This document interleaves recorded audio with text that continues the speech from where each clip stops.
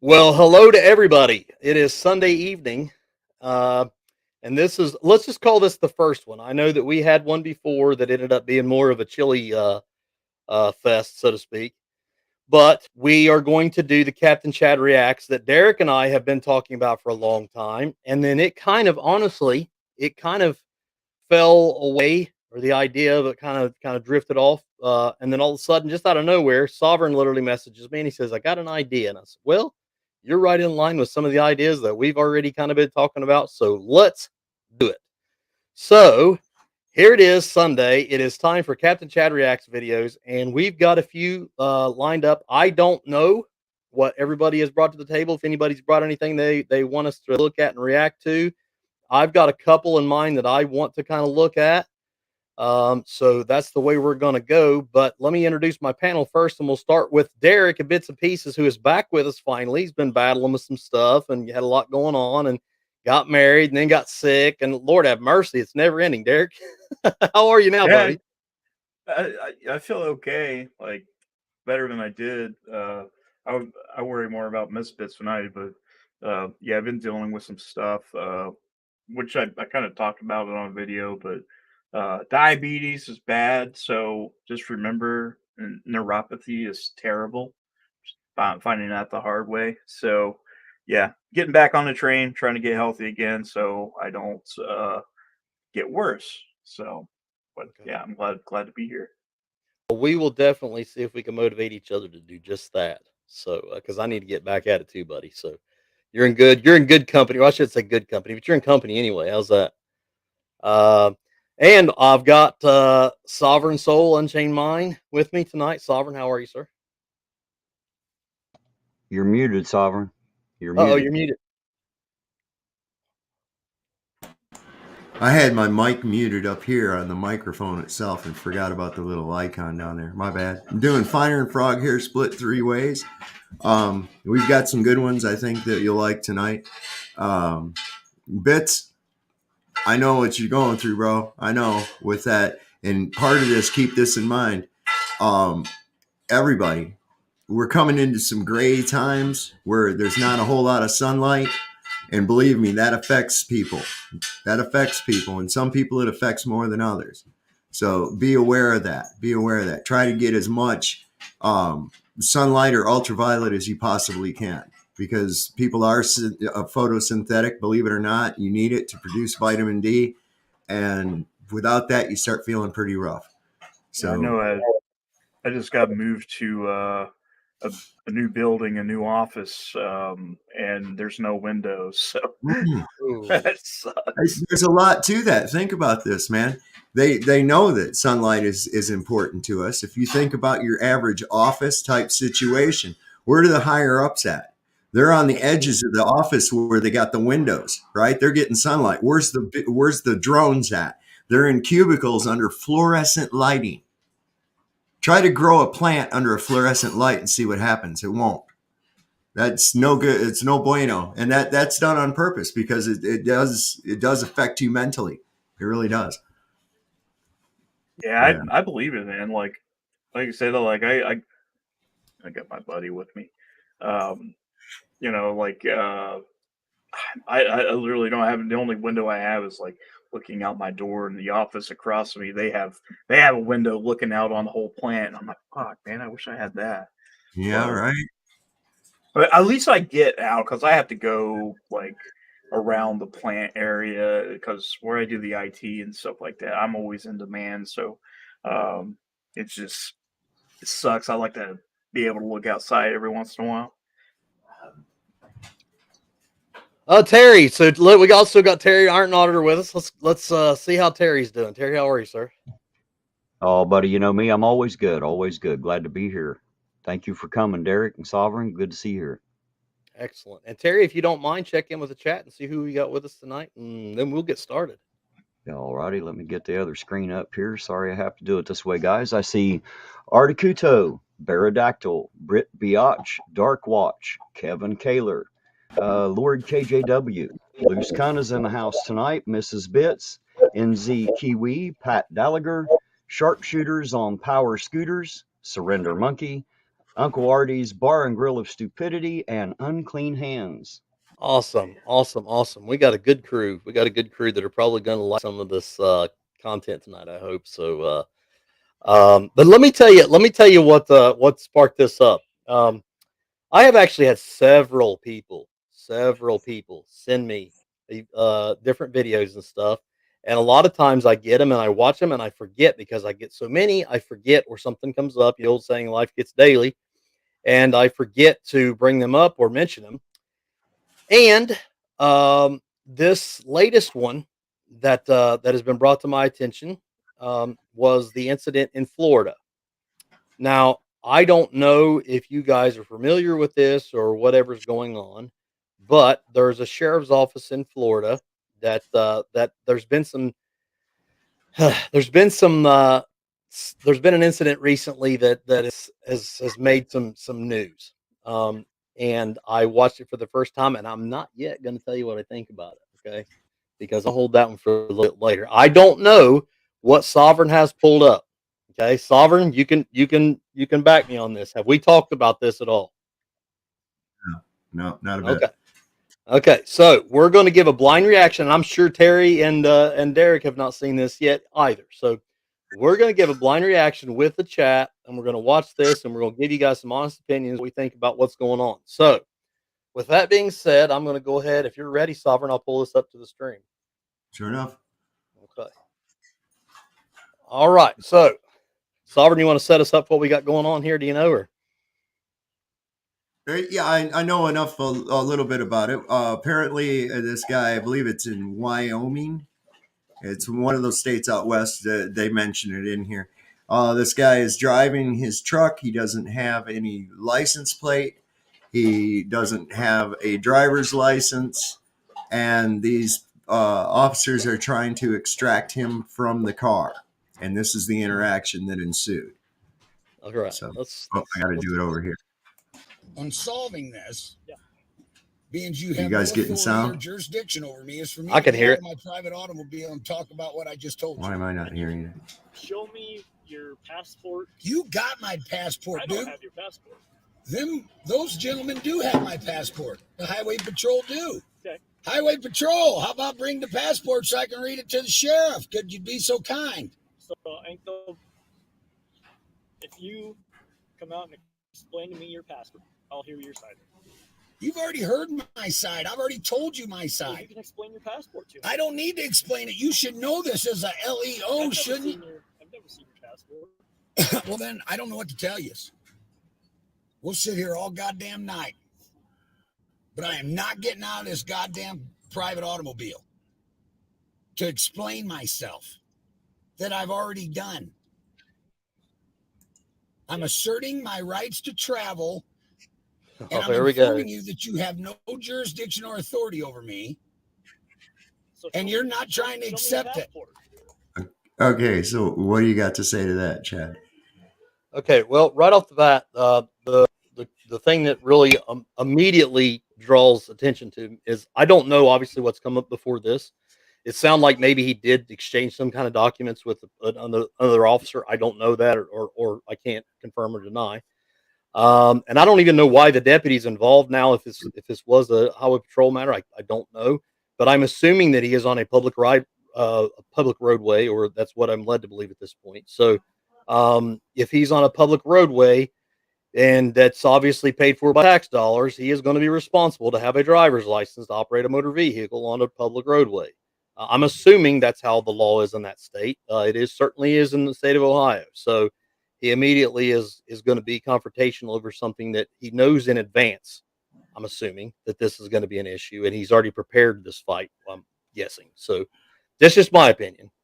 Right. Okay, so I do know this, that what he was talking about in there is that he has filed with the appropriate agencies within his municipality as well as with the federal government itself. And it's through what's called repudiation of citizenship.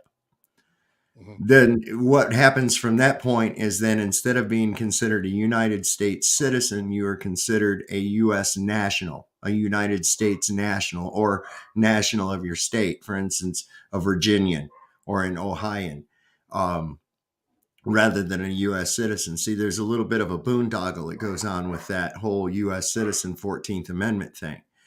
Sure. The U.S. is a corporation. And in that sense, what happens is that under that, it's presumed that you are a resident of the United States corporation. But in order to actually be a citizen or of the U.S. corporation, that means you reside in either Washington, D.C. or one of the territories, whereas most of us do not. Okay.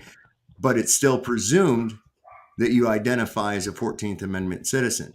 If Right. you make it known publicly through affidavit and repudiation of citizenship that you are not a U.S. citizen and that you are indeed a state national, then those codes don't apply because it's not presumed that you are under that jurisdiction, and thereby you've actually are you're following the basic Constitution and not the UCC overlay. It's kind of complex, but it is accurate. What he's saying is that he's already notified the sheriff, which is what most people do in these cases. I know my son, who's gone through this entire process, he's done all that, notarized these documents and had them delivered to the appropriate agencies in his area and federally too. The problem that I have with that is that either way, the state roadways that you're operating on are still paid for by taxpayers of that state for the use to be governed under state law.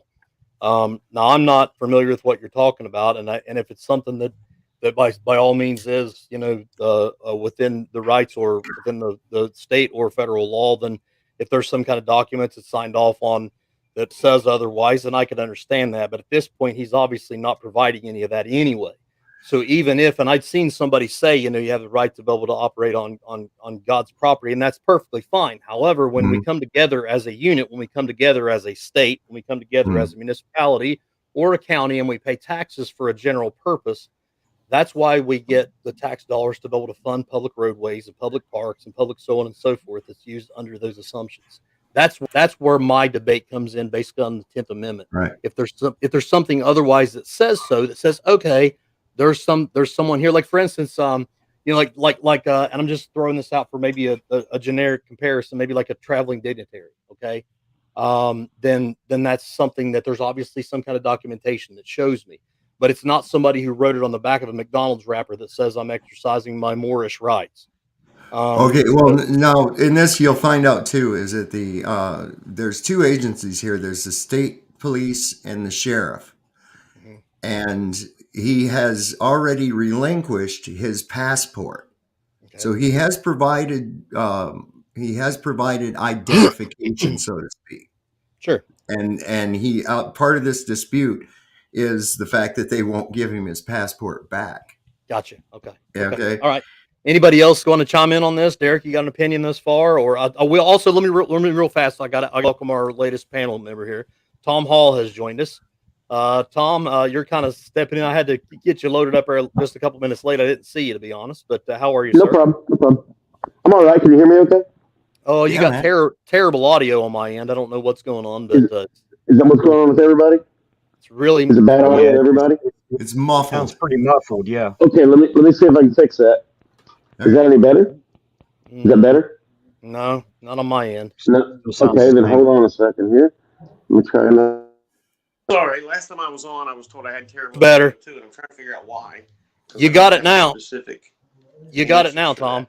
Is that better or no different? Oh, that's way gooder. That is much better. That's better. Okay. Am I getting thumbs up there? Is that what that was? Yes. Better? Can you hear us? See, but here's the problem. Now I can't hear you, so I don't know what's going on. So I'm a little bit confused. Sorry, guys. Sorry to interrupt what was going on there. I'll have to just go back to these. Sorry. Gotcha. Hey, so as we're on that, we'll go ahead and I'll ask Terry. Terry, do you have anything to just speak in on that while we're at it? No, I was going to sit back and watch the whole thing. I can neither confirm or deny either side of this story. I'll be honest. As far as I know, you have to have a license, but apparently, from what I have read partially and heard others say, but I, cannot prove by myself that there is a way around that, as far as, that being part of the commercial law bullshit, etc. You can go into the terminology, but I can't swear to it, is what I'm saying. So as far as Right. this video, I'd rather just sit back, watch it all, and then make a determination at the end. Gotcha. Now, Derek, what is your opinion on it, buddy? What's your take right off the bat? I mean, I can tell that there's some tension there, Right. for sure. I can tell that the officer's kind of trying to do his job for the most part. The other guy, he's pretty more trying to apply dominance, which I don't know how it's going to work out. Like, I honestly, I'd like to see a little bit more just to see where this is going. I kind of know where it's going, but I want to see if it goes the way I think it is. But to me, it seems like one side is using dominance over the officer, I reckon. I got you. Tom, do you? I don't know if you got a chance to see any of this, or if you got a take on this. I saw part of it. By the way, can you hear me any better? Yes, much better. Clear now. Okay, awesome. Okay, so basically, the less tech I use, the better. No problem. Welcome to our world, Tom. You don't come in here with those spinning rims, okay? Obviously, like these other guys have said, I haven't seen the whole thing. I didn't see the beginning, and I obviously haven't seen what we haven't seen. But just a few comments that I've heard already made. I just got here. I don't know you folks and your friends here as well as I'd like to, and not trying to stir up anything. But I just like to see the incorporation documents if we're a corporation. And if so, then how is it God's country if we're a corporation? I mean, I can't go into McDonald's and drive where I want. So I'm a little bit confused on that assertion. Well, it's because there's two things that you think are one, and it's that way with yourself as well. There's the United States, the corporation, and then there's the United States, the nation, which is a completely different thing. Okay, so I mean, once again, not trying to be confrontational. I just don't see any way to say what I need to say without being that way. Where's our incorporation documents? What are they? Well, first off, it's in 1933. Okay. So it actually went back before that through a series of companies. After the Civil War, the insurmounting debt that was related to that required the incorporation of Washington D.C. which became the United States as a corporation. It was originally the Virginia Corporation, and it changed where are its these name. documents? Where can I check out these documents? I'll tell you what. I will have to. I don't have that handy with me right now, but I do have. Title? Well, I mean, what's the title? Where are they? Where are they filed? Where are they kept? I'm trying to think exactly where they are. They're in the court documents, and they're even brought back out and referenced in the 1933 bankruptcy. That's not how a corporation is. That's well, not go look into the 1930s. What I'm saying is the word incorporate itself, corp meaning body. To incorporate means to create a fake body. Right. So in order absolutely. to incorporate anything whatsoever, there is something that did that. There's an instrument that did that in America, in international law. Wherever it's the World Bank. There is a tool that did that. Ultimately, it turned out to be the World Bank. In 1933, Franklin Delano Roosevelt declared the United States bankrupt. This had to be resolved in a court in Brussels. Okay, well, that's just finance. I mean, even if what you're saying is true, that's just finances.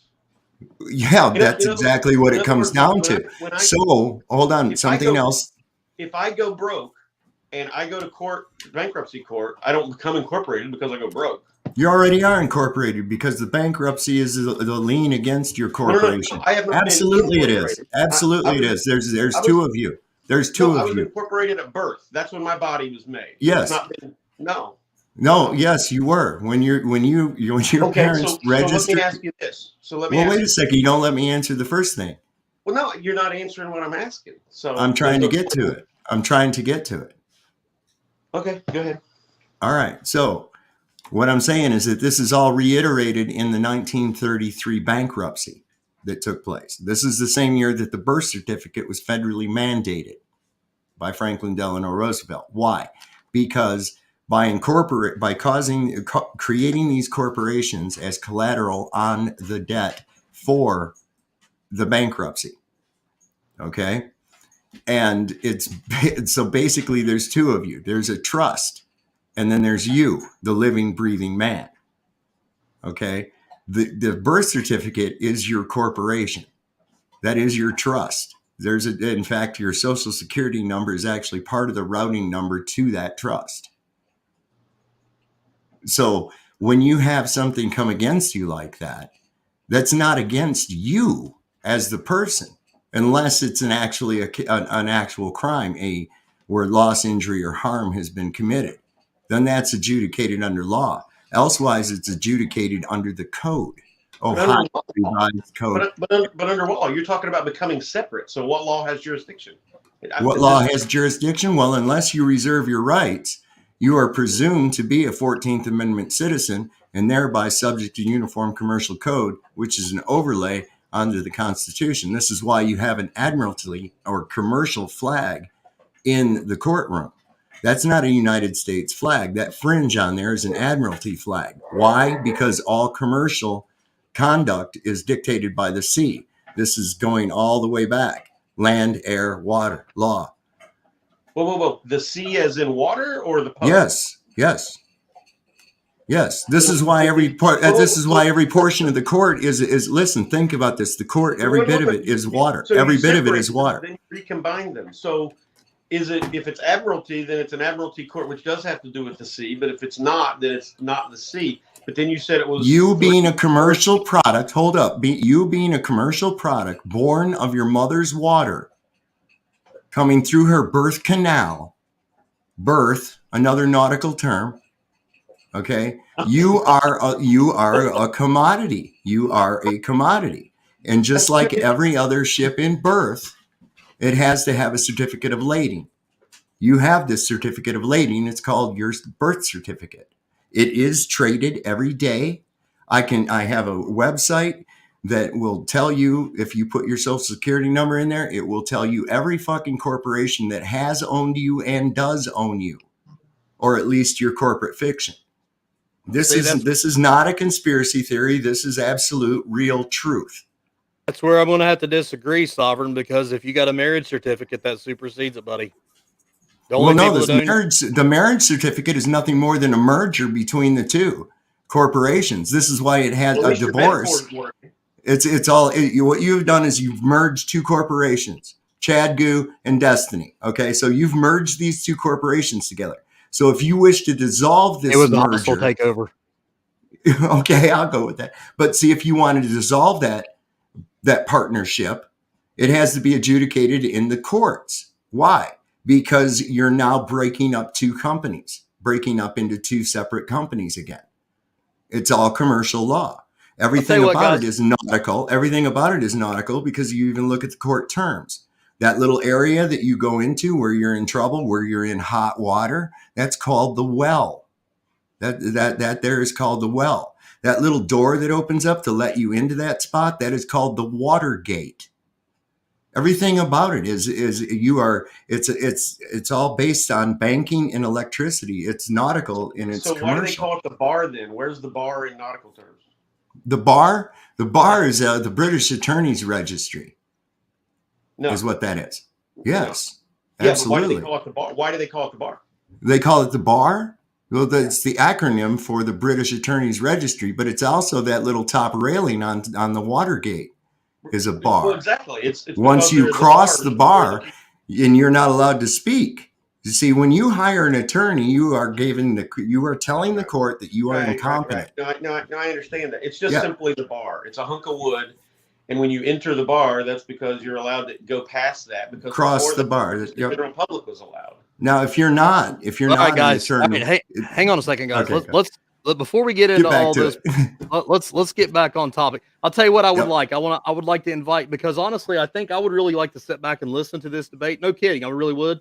And I would like for maybe bring up a panel between you and Tom later on where we can actually talk about this stuff. Yeah, because man. A lot of this stuff I'm clueless on. A lot of it I'm probably ignorant on. A lot of it I might disagree or agree, whatever. But let's save that for a different night, and let's just talk content tonight. So let's roll this footage and keep going. How's that?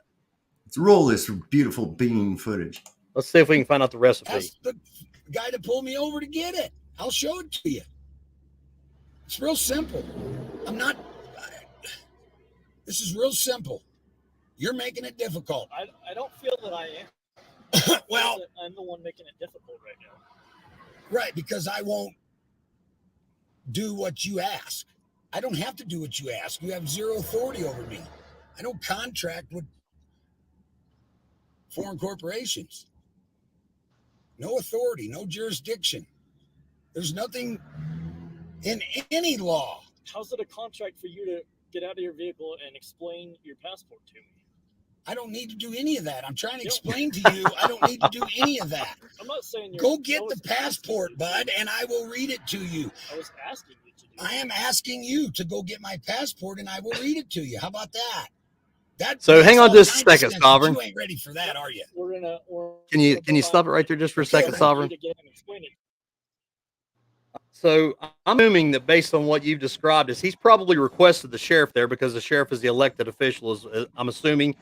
I don't know. I'm just assuming maybe that's what's happened.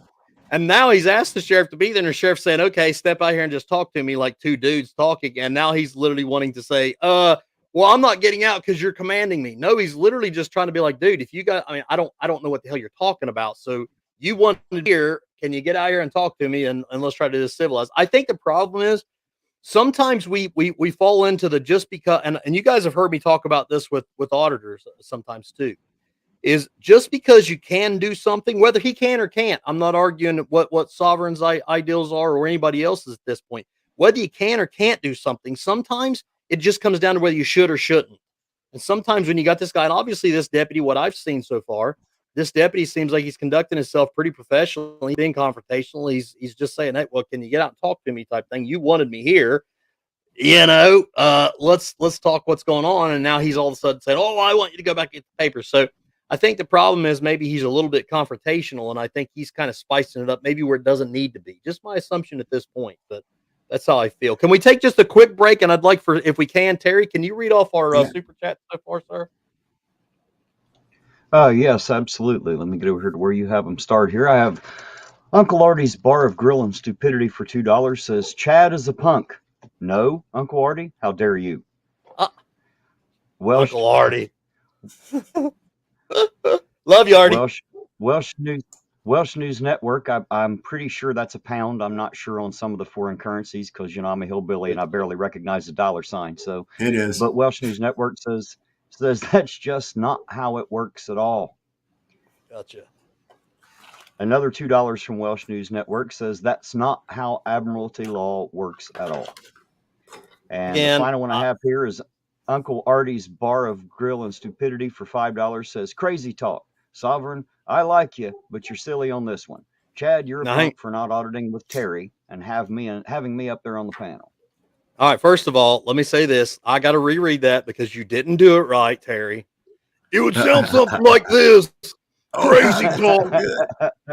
That's so good. I thought that was Artie. I swear to God, it sounded just like him. Wow.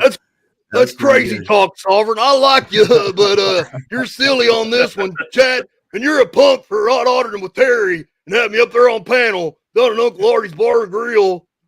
So much for having him here. We already have him on panel. Listen to that. No shit, right? You're welcome. What I was going to say though, Chad, is he had asked for the sheriff. He didn't ask for one of the deputies. Because he had apparently, from what I gather, and I've heard in what he's talking, is that he has actually met with the sheriff regarding all this. Okay. And that's why he says, go ahead and call the sheriff. Well, these guys called the sheriff's deputy. And that's not what he's wanting. For some reason, and I don't understand why they would want him. Why do you have to get out of the car? We're talking fine right here. Why is that going to be any different if I'm standing outside the car? Well, see, I find that suspect.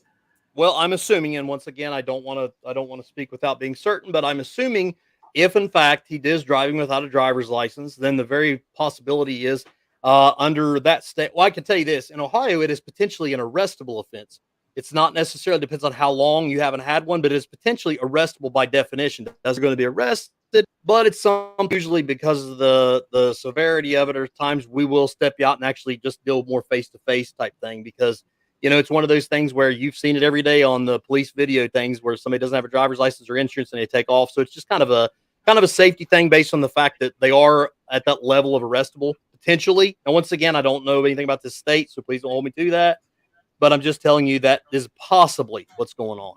Either that or they think he's just a wacko and they think he's possibly doing anything. I don't know. Yeah. I'm not out of this private mobile. Not happening.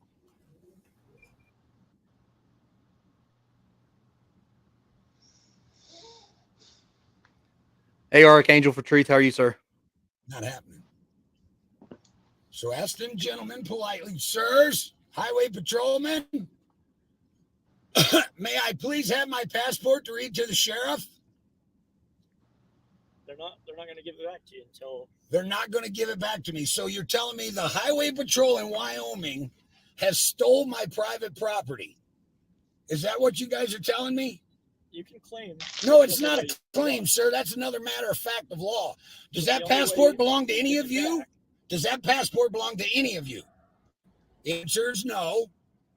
And if you're not giving that back to me, which is my said possession, what is that called? What's that called? As LEOs, you should know what that's. Let me know. That's called theft. Okay? So, young man, may I have my passport, please, to read to the sheriff? Okay, the only way you're getting your passport is once you step out of this vehicle. Why do you want me out of this vehicle?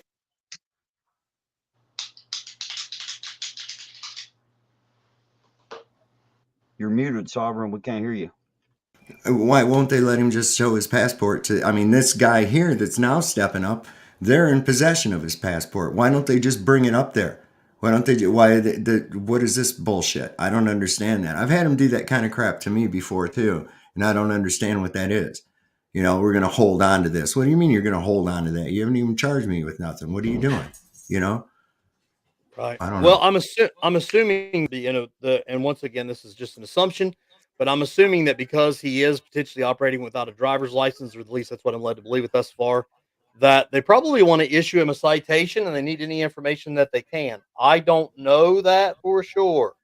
But that's kind of what I'm getting at. Terry, could you go ahead and read that one since we're on a break real fast? We'll keep them going. Yes, Fenrir MP for $5 says at 11 pound, I would love to join this panel for morality. I guess that's what that says. I'm sorry if I'm not correct. Want to talk about a person who bleeds for our oath? Invite me up. That's 11 Bravo Infantry. Well, I'll tell you what, we're gonna stay with the panel that we got for tonight, guys, because I'm kind of trying to go somewhere and I don't want to go too far off topic here tonight with it. But by all means, stick with me. I promise we'll do one in the future when we can get everybody up and about, and we'll have a good time with it. I promise. So, but go ahead, Sovereign, if you were on something, buddy. Oh yeah, I was just thinking. It's like they've had his passport long enough to run any kind of information or radio it in. Obviously, because now we've got another the deputy on the scene too. At this point in time, I don't see what the problem would be to either just put it in the hands of the deputy and let the man tell him about it or whatever he's got to say.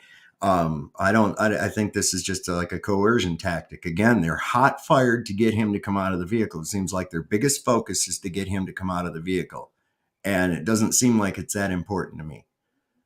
But I would suggest they're just erring on the side of not doing something additionally wrong. We've got it. That we've got. Let's just hold on until we know what in the world we're dealing with. Right. That would be my guess. Just a simple, we have no idea what's going on here, so we're just going to kind of freeze in place. Well, yeah, but you'd figure you'd see some kind of a effort to try to find out what's going on. I don't think that putting all your effort into making him get out of the car is going to actually yield. What he's talking about. Well, the thing is that the amount of effort, they've got his passport, right? Okay, so they could get a tons of information they need about the guy from that. I'm sure they've already radioed it in. Second, the amount of effort they're putting into him getting out of the car, they could be putting into figuring out what the hell the situation is, rather than all this. I mean, what can they find out from him?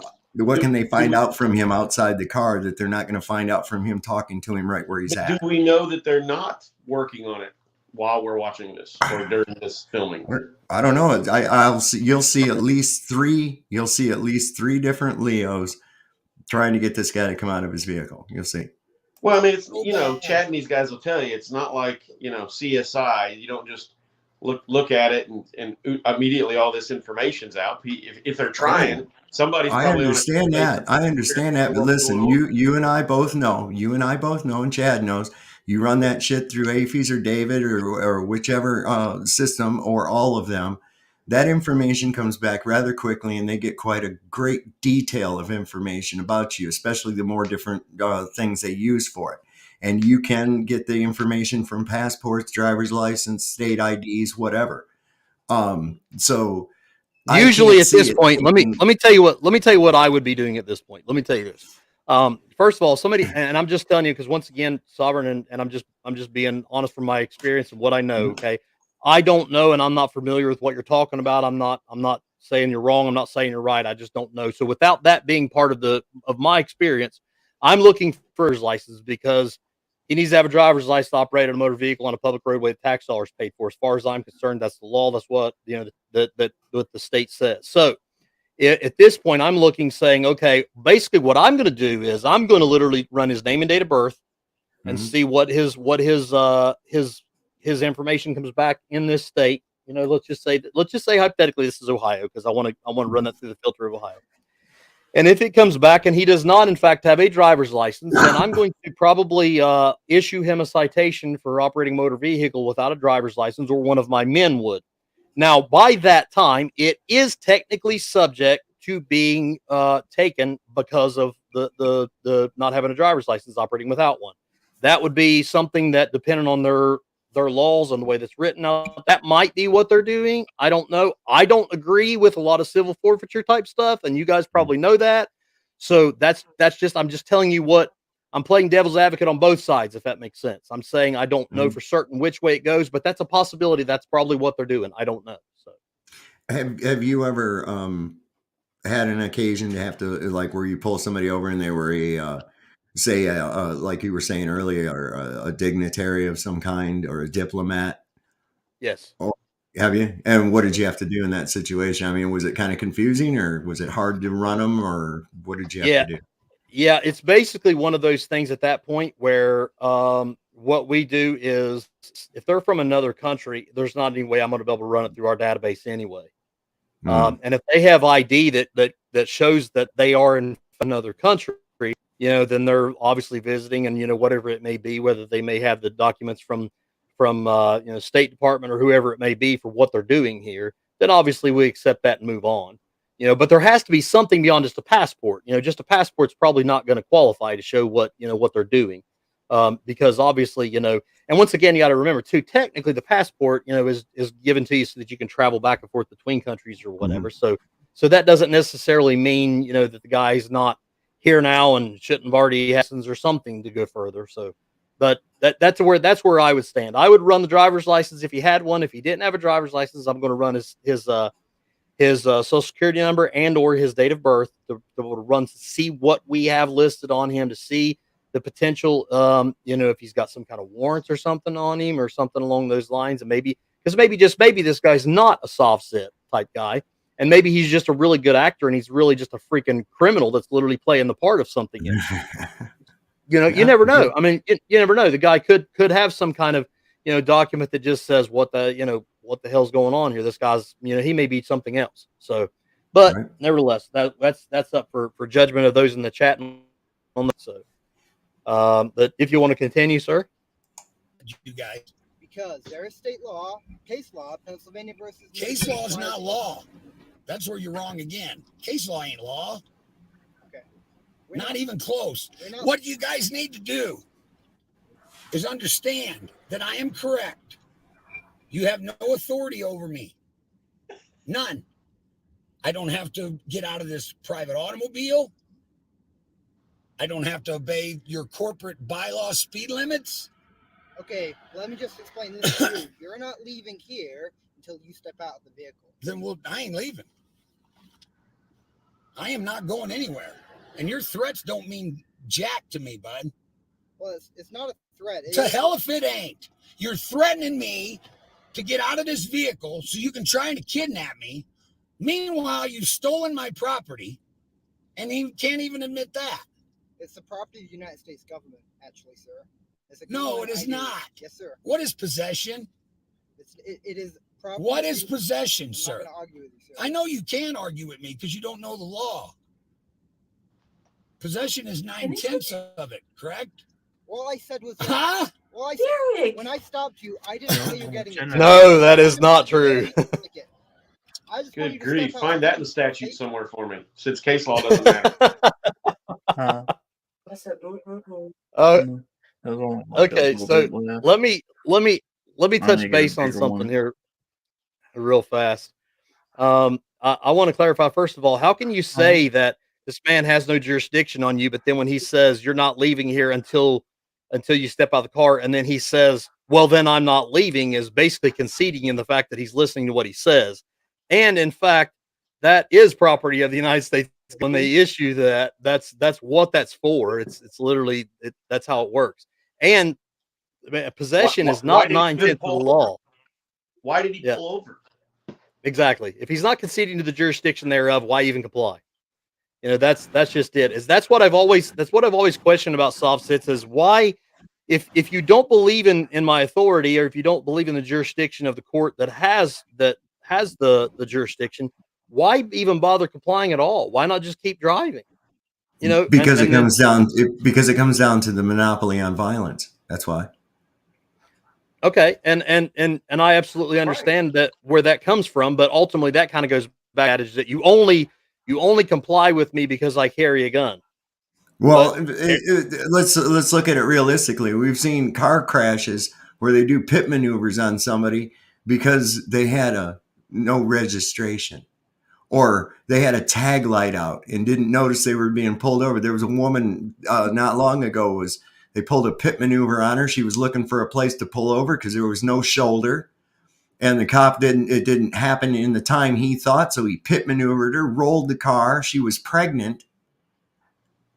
And all she was doing was looking for a good place to be able to pull over so that for his safety, for the safety of the cop, so that he didn't have to be so close to the traffic while he was talking to her. Sure. I mean, that was just and once again, I'm not debating the fact that there's probably some asshole cops out there that don't do things ideally. But by definition, if you're going to do actually by the way our policy is we don't pit maneuver anybody. That's not what we do.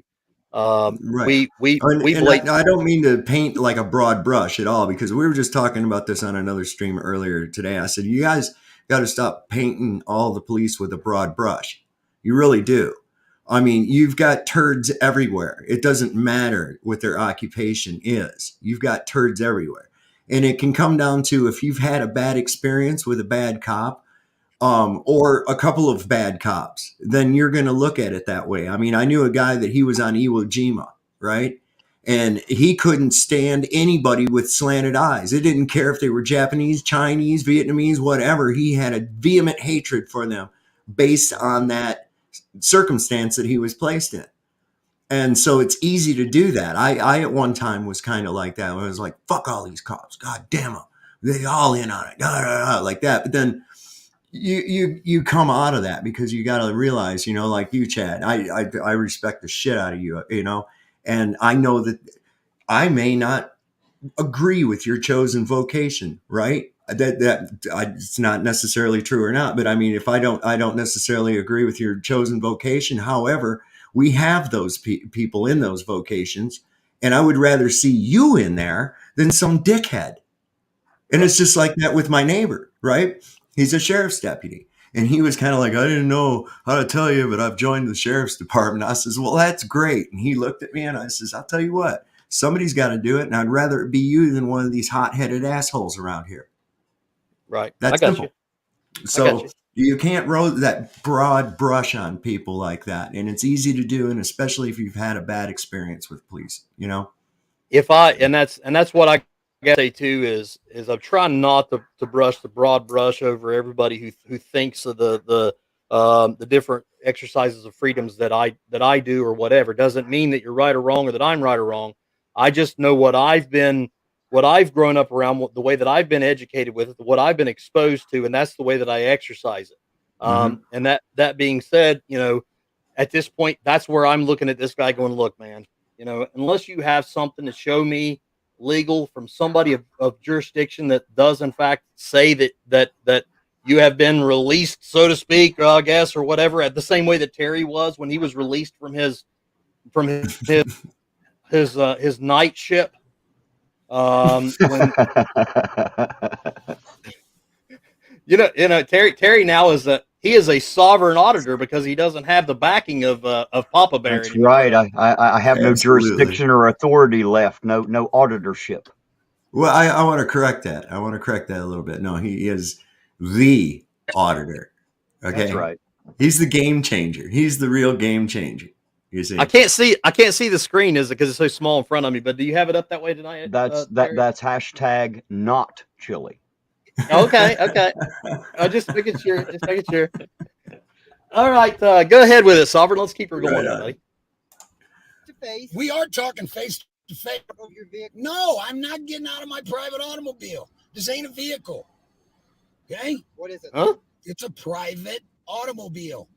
Actually, Congress passed a law July 8th of this year that nobody in the United States needs a driver license unless they're dealing in commerce. Have you all been informed of that? I missed that one. Well, of course, because you guys are revenuers for a foreign corporation running under statutes and codes. None of you have ever studied the law. Okay? Congress wouldn't have that authority. So just admit that you don't have authority over me, hand me my passport, and say I'm sorry for impeding your travel. What do I need to give you to get you out of your vehicle? This guy's literally going, look, dude, I just want to go stop at Wendy's. Would you just hurry? Why would I? I haven't committed a crime. I'm giving you a lawful order, the peace officer, to step out of your vehicle. You're doing what now? We'll be right back, okay? Okay. This is kind of a mess, honestly. What's going on? You just parked I this know. under a tree, huh? What's that? Yeah. Parked this under a tree? Well, I had an old timer tell me once, they only sing for the rich.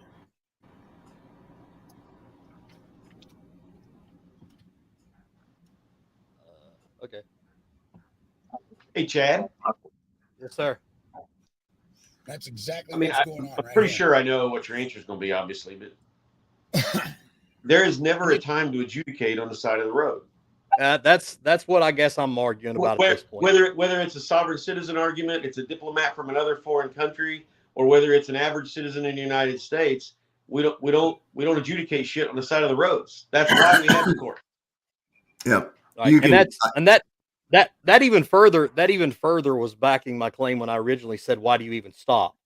Because if you do in fact submit stop, then you obviously then if you really are if you are documented the way that you say, if in fact you do have some type of forms that allows you to be able to do so, then your argument's with the judge, not with me. I'm still the enforcer of state law, which still it says that I'm going to do this, this, and this. So and I'm not talking about civil forfeitures. I'm not at this point. That's not something I'm talking about. I'm talking about, generally speaking, talking about traffic offenses or driver's licenses or whatever it may be. So in my opinion, I think the guy is kind of making the argument for the state, if you will, at this point, by the fact that he is insist to argue it. If he was so certain in his argument, then he would bring his papers to the judge with jurisdiction over the state laws and prove his case. I don't think he's so certain of the argument, or I think he would probably have went that route. That's just my opinion. Can I give my opinion? Go ahead, Terry. I've been wanting to hear it. Well, see, here's the thing. Everybody wants to argue about whether or not his, as they call it, quote unquote, sob sit bullshit's going to stick or not. Here's my problem with it. I don't give two shits what the man thinks of himself or what the cops outside the vehicle think of him. My only question is like Sovereign's. They have his passport. By now, as long as this has been, it's been almost 7 minutes, they probably already know everything they can find out about him. My only question is, and I know you say it's an arrestable offense. If they're going to arrest him, they can tell him, hey, you're under arrest, get out of the vehicle. That'd be a whole different story.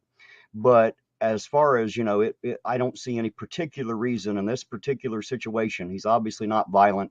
He obviously doesn't look like he wants to drive away. He's not trying to get away, not really creating any problem. I don't understand why it's so necessary. And it seems to be like a bug up their ass. You get out of that damn car. Now, if it were a law making him get out of the car, they'd have done broke the damn window out, tased his ass, and drug him out of there, and we all know it.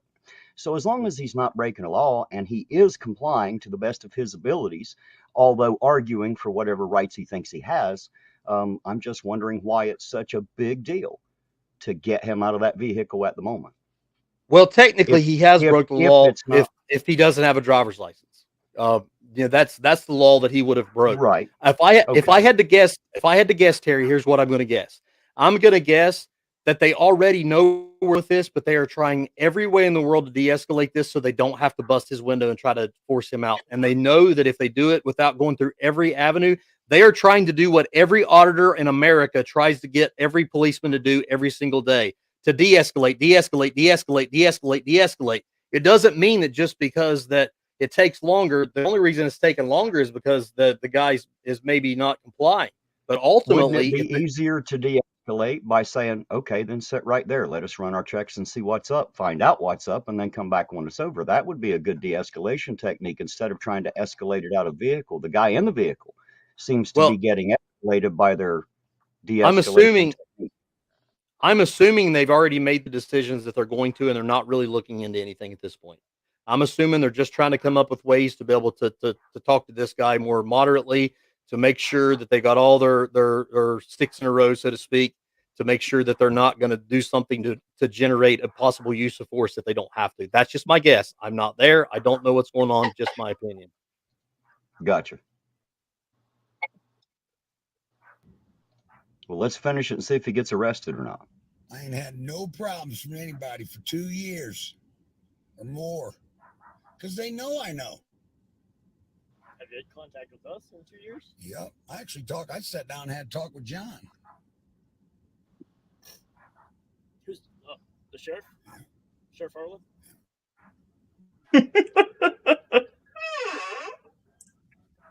When did you go talk to him? A couple years ago, explaining the same stuff. Before he was sheriff? When he was lieutenant? He was actually just, I think that had a conference.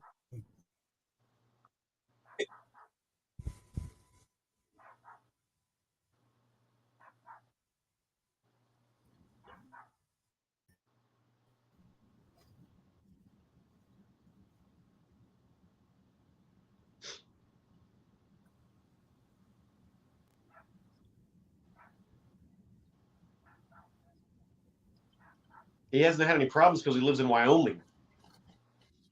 What's that, sir? It just kills me. That I think he was answering you. Pretty sparse area. I've been through Wyoming. Yeah, it's the least there is so much empty space. Okay. For sure. It's cold, boy. He's here. Would you like to read that? That's what you're doing. 241, 242. Like George Carlin. Passport and you didn't let me go. So we're looking at 1.2 million on.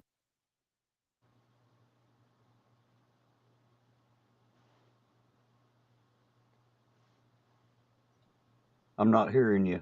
Oh, Hey, 241 and 242, that's 18 U.S. Code 241 and 242. One is deprivation of rights under color of law, and the other is conspiracy to deprive rights under color of law, and they are actually punishable by death if you read the definition of it. It's pretty serious shit.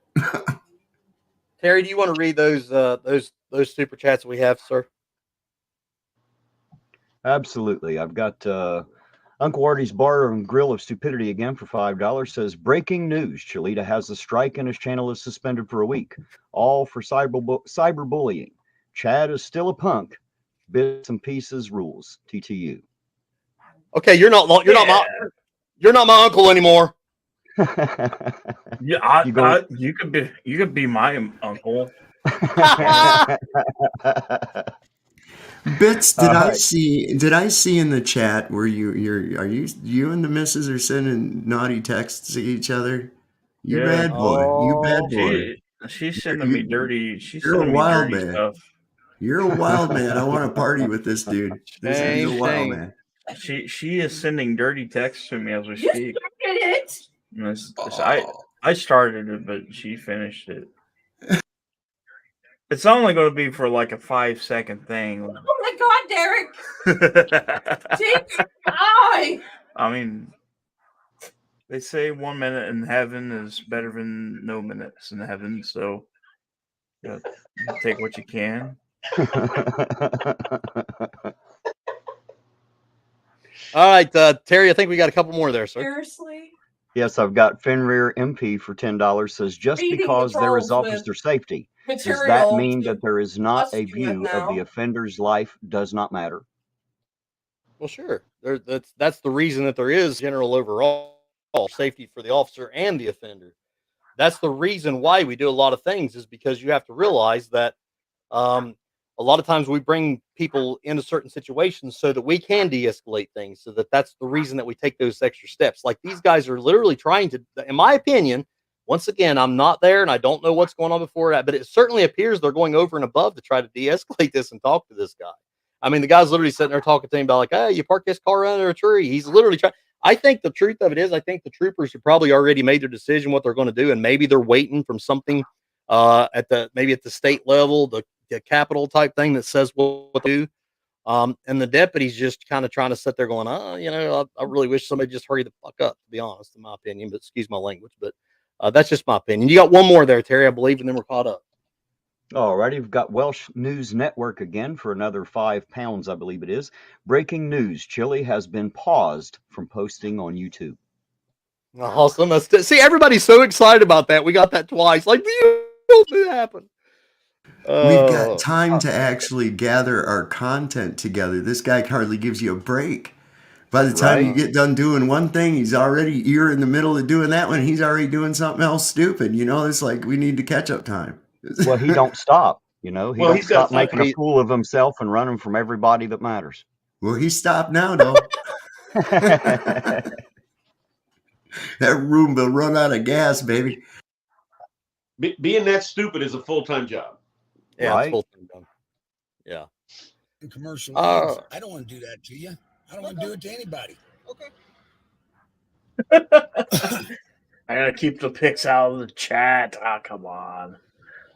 We can't post pics in the chat anyways. It's not Facebook.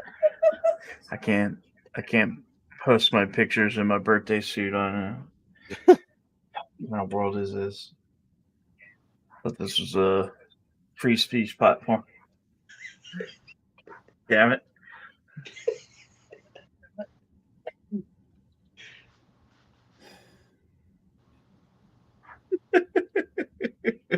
I wonder what the hell they're talking about out there.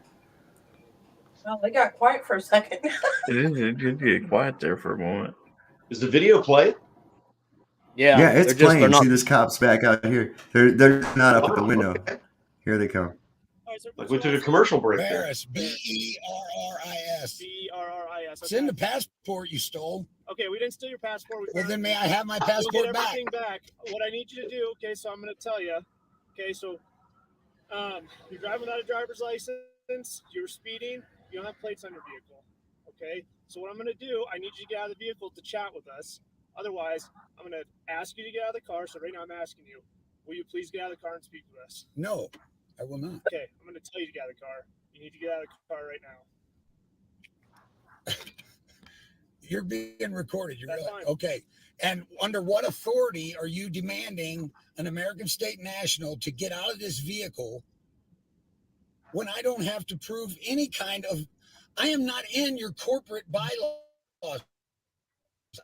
I don't. It's not you guys. This next time, I'm going to make you get out of the car. What that means, I'm going to break the window, unlock the vehicle, and pull you out. Understand? Don't do that. Don't do that. Okay. I'm telling you. I am telling you, if you do that, this is going to go south quick. Okay? I don't want it to go south. Well, don't be fucking breaking into my private property or stealing my private property. Okay, then help us out, sir. I've already helped you. I've educated you about the law, but you're not listening. You're not accepting the facts. Okay? Now I'm going to ask you one more time. I would like my passport back. I would like to get on my way. I have critters with water freezing. I really don't have time for this. Hey, honey, sir. But do we have any more of these? If we had to, you don't need any more. pull you out. Do you want it to get to that, or do you want to come out and talk to us? You need to take a break.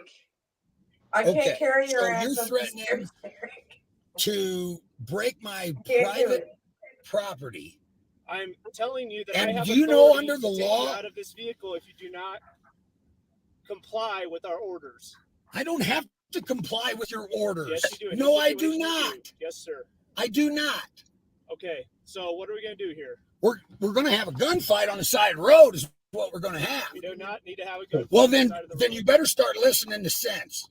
You need to start listening. No, sir. I do not need to listen to an agent of a foreign corporation. Okay. Okay? I asked you guys to go back there and call somebody in town that actually Let's take a time out here. Sovereign Tom has something to say. Listen, let's assume everything he's saying is 100% accurate and true. Triers of fact are in courts. Law enforcement are not triers of fact. He's even made the statement, I'm giving you the facts, you're failing to accept it. That part's not their job. If I get in a plane and I fly to Bulgaria tonight, and I land there tomorrow, and I rent a car, and I speed, and let's say I got some sort of exception, I can't sit there and just say, you're not listening to me. That's what courts are for. That's why we have law enforcement who are not lawyers and are not judges, and we have lawyers who are not judges and are not law enforcement, and we have juries who are not judges and they're not people and they're not law. You know what I mean? That's why we have these mechanisms in almost every Western culture. Even if he's 100% right, he's 100% wrong right now. All right, Sovereign, you want to keep going? Apparently somebody, I would try with John Harlan as the sheriff and ask John Harlan. Okay. And ask him. Okay, well, we have a representative of the sheriff's office right here. And he was talking to you. I know, but that don't mean he knows the actual law. Look, I'm not trying to get anybody riled up, and I apologize for doing that. What I'm trying to do is find an ending to this that's civil for both of us. Here's the simple ending. You guys admit that you have no authority over me. We can't do that, sir. Well, I'm sorry you can't do that. Okay. Well, but I am not going to allow you to violate my rights to travel. I will not allow you to damage my private property. Okay? I'm telling you right now. I don't want to damage your private property. That's what I'm saying. Right. I don't want to at all. Okay. All I want you to do is get out of the vehicle so we can talk. That's it. That is it. And I won't damage your private property. Nothing. Not happening. Okay. I don't have to get out of this vehicle. Okay, so why are we coming to this? Why are we butting heads there? Why don't you? Because you guys are not listening to the matter of fact of law. That's why. To the matter of fact of law. It's called the matter of fact of law. Okay. The fact of that matter is you have zero authority over me. Where I'm going to travel, how I'm going to do it, what I'm going to do it in, and what placards I place on said private automobile. Okay. Okay? Just give me 1 second, okay?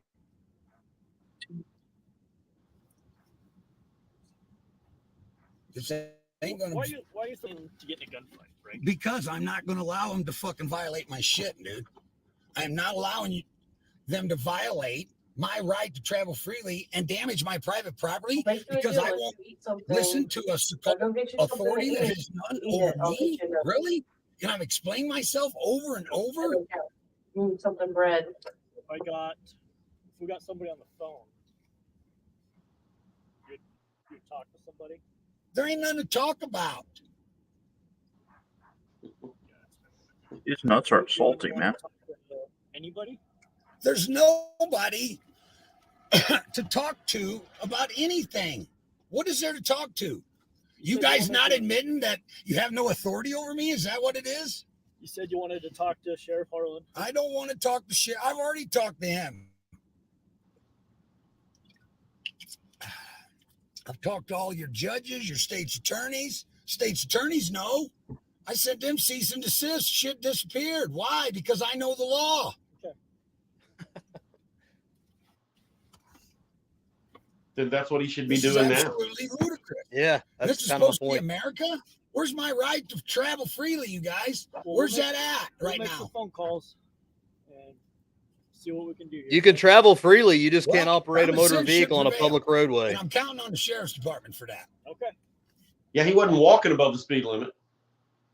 He's and that's not. another thing. He's using it's a private automobile. And yes, I saw Lisa. She was going, what about that? Yes, it does matter. The wording is, there are specific definitions for each of those terms. Automobile. Right. But you can't expect every law vehicle. enforcement agent to know this, even if you're 100% correct, and we're all the ignorant ones. You can't expect your average law enforcement to know that. You still do what they Why say. not? I know. Why not? I know it. Why not? Why not? I know it. And I never went to, I dropped out of high school. I know it. Dude, but Now I you guarantee know it. Now you know it too. If See, so there's no reason for him to not know it. Nice try. Nice try. No, there's no reason. Listen, hold up. For real. No, I don't There's need- no listen, reason for them I to was not the know one- it. I mean, if it's that simple, There are things you don't know. Would it be an okay assumption on my part? yes, there is. But here's the Right. deal. So you Okay, so expect if you everybody told me else to know though, everything if you you, do? all right, but if you told me something that I previously didn't know, isn't it fair to say that now I know it? So let me ask you this. What are you okay with your average law enforcement not knowing in the voluminous library of laws? You expect them to know it all. Well, they Even if should you're at right. least they should at least know common law, and this is basic. This You is where don't this know all common law, dude. common law is the simplest kind. It's basic. We've been going under common I know, law, you Roman can't sit law here and for quote it all. You can't sit here and quote it 2,000 all. years. You All can't right, sit hang here on, and guys. quote it either, dude. All right, hang on, guys. Here's what I'm getting at. Whether he's right or wrong, still up. This is not the right arena. That's what I'm getting at. Right. And in my opinion, he should probably take this up with the judge. And if he is so confident in his argument, that's what it is. And Arts, this is not a deprivation of rights. It's not. If it would be different if they were blatantly violating what they are enforcing as state law. But state law has been held up under the 10th Amendment as being law. So if he has something that says that he's immune to that, then he needs to argue it with the judge. He doesn't need to argue with the state law representative. That's what I'm getting at. And absolutely, God-given rights are fine, but it doesn't change the fact that when a bunch of people pull together and they put money in to pay for roadways, and they get together and they have, even if you want to call them corporations, it's still somebody else's money that paid for something. That's why the state said, okay, in order to use these roadways, you need to put in on. You didn't put in on this, man. Come on, Sovereign. You should know what Smokey does. And that's what this is really getting down to, right? The state police is absolutely commerce police. They absolutely do. They regulate traffic. Most of their job is regulating traffic. Traffic is a commercial term. When you're trafficking, okay, even though your car is out in the road and you're amongst traffic, does not mean you are traffic. You get it? Another thing too is that this obfuscation and use of the term law versus legal. Okay, legal and lawful are not the same. Okay, law is immutable. Legal is man's edicts. Man cannot create law. Law was created before man. And once again, whether that is the case or not, I still don't think that these police officers that are acting under their agency and the law that they're familiar with should be held accountable to be able to make a decision when that's not what their oath was to do. Here's how I would look at it, and this is for real. They're not aware. Okay, in his eyes, yes, they are depriving him of his right, his God-given right to travel. Okay, and he has already established this. But because of ignorance, and I don't mean that in a negative way, if they're again lacking of the information, these officers are unaware that that's what's going on. They're unaware that what they're doing is actually a violation of his rights because they're doing what they've been told that they're supposed to do. Okay. This is how everybody else is. Why are you not this way? And so I understand it actually from both sides. And I think that these cops are really holding their shit well. They really are, because a lot of times in videos I've seen by this point in time, there's already been violence going down at some level, tasers or some kind of shit like that. So I got to give them props, man. They're really holding their shit well. So that's what I like to do. I look at it from both sides. I understand both sides. And like I say, these cops are oblivious to these concepts. Okay, guys, let me make this argument, because I have several people in here not understanding where I'm going with this. Okay. I made an oath to the Constitution. The Bill of Rights of the Constitution of the 10th Amendment gives the powers to the states. I am a state. The word police is not mentioned in the Constitution, but when they give the power to the state, they give the power in the 10th, or not. They didn't give the power to the state. They did the state.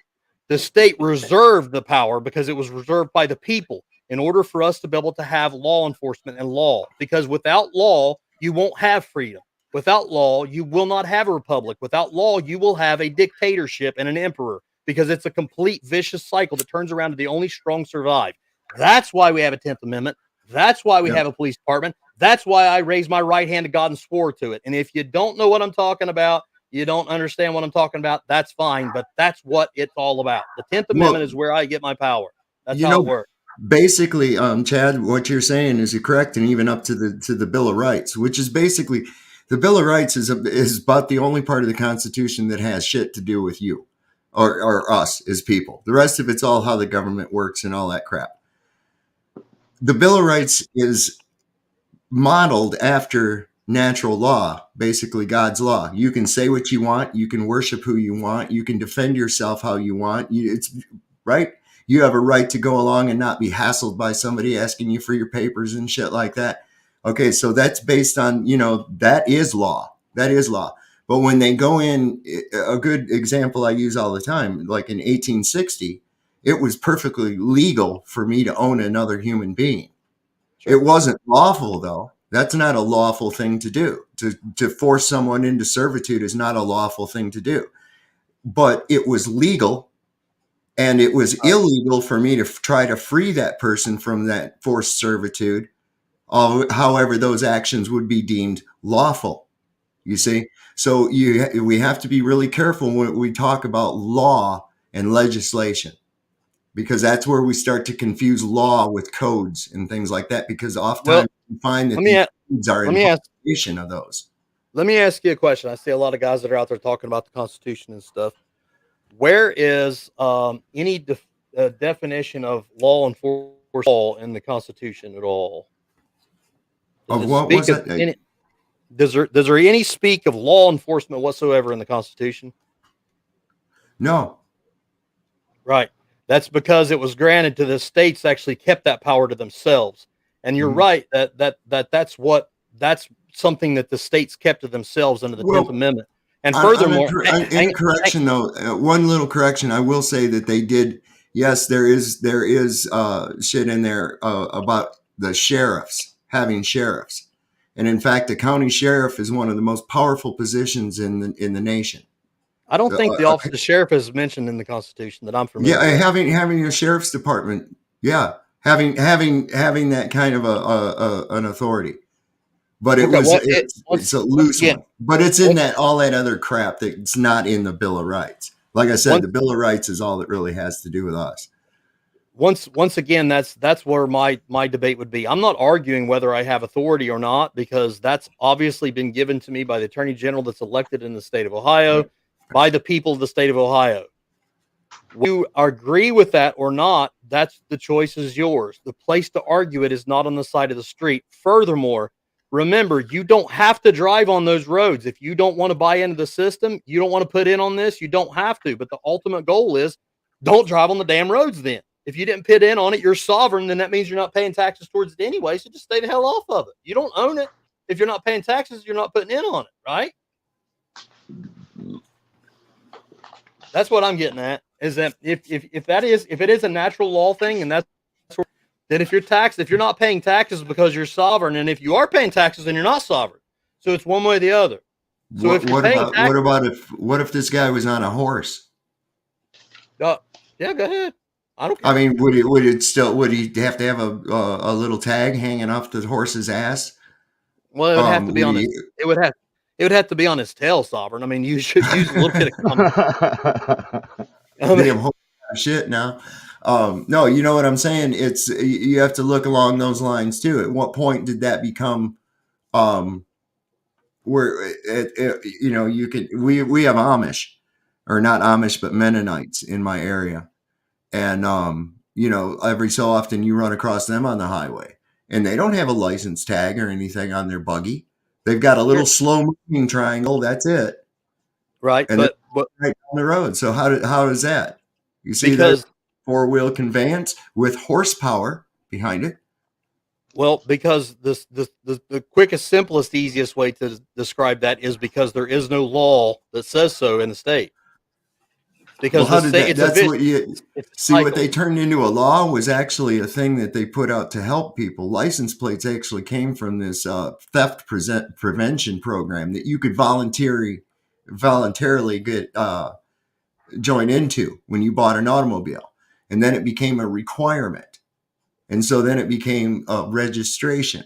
See, they take it little incremental steps the whole way. Anytime they see that there's an opportunity to fleece the public, you got to look at it this way. And, you know, government, that great fiction by which the few seek to live by the expense of the many. And that's exactly what you end up with. And a lot of these things are nothing more. I mean, you can't tell me that somebody that can figure out or has even gotten the little documentation we call a driver's license, right?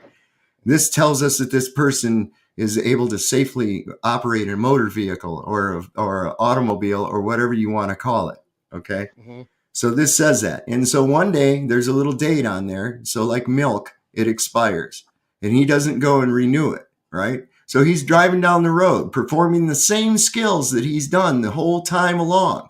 But now some reason, because that little piece of paper has a date written on it, now he no longer has that ability anymore. Do you see how ridiculous that is? Sure. Well, let me ask you this: would you feel that you need probably some type of training or licensing to fly an airplane? Well, yeah. Yeah, absolutely. Absolutely. And I'm not saying that people shouldn't have that training. You'd be stupid.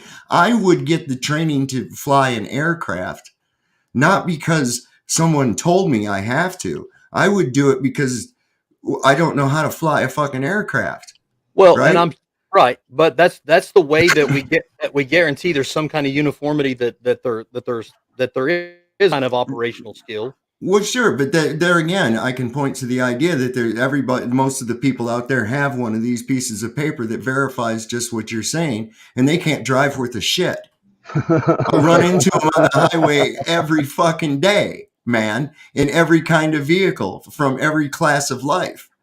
And Absolutely. so that's not any kind of a guarantee. So what is this magical power of this little fucking piece of paper? That's Well, where and I that's started getting into it. I was like, and I think about things most people don't. Like you hear about your legal name, and I was like, well, what's that mean? Is there a such thing as an illegal name? There must be. If there's a legal name, there must be an illegal name, right? So I started looking into that, and I found a fucking rabbit hole. Boy, holy shit! well. Let's get through this one because I Yep. really want to get to the one that you guys know what I'm fired up about. So let's get through. Okay. All right. Yep. We're almost through it. You know,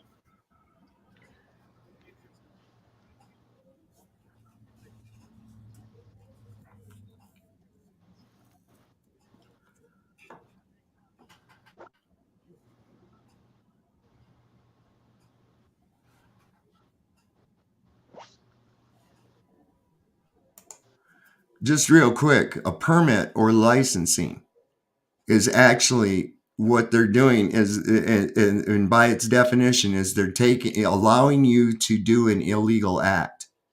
That's what licensing is. So that doesn't make a lot of sense.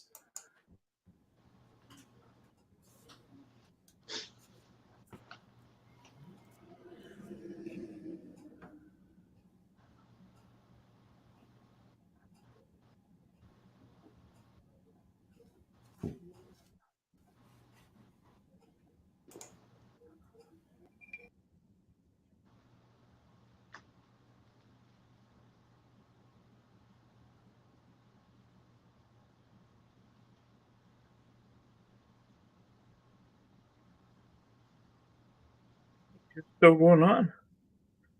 It's still going. It's still going. It's just he's keeping it filmed. Let me zoom it up a little bit. Wow.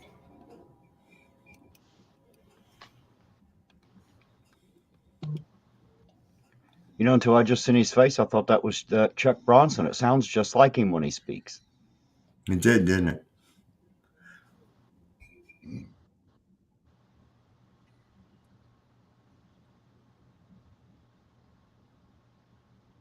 Three LEOs that don't even know the law.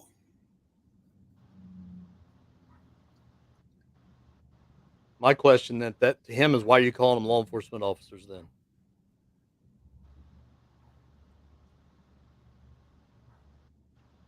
The word Good sheriff catch. doesn't appear in the Constitution.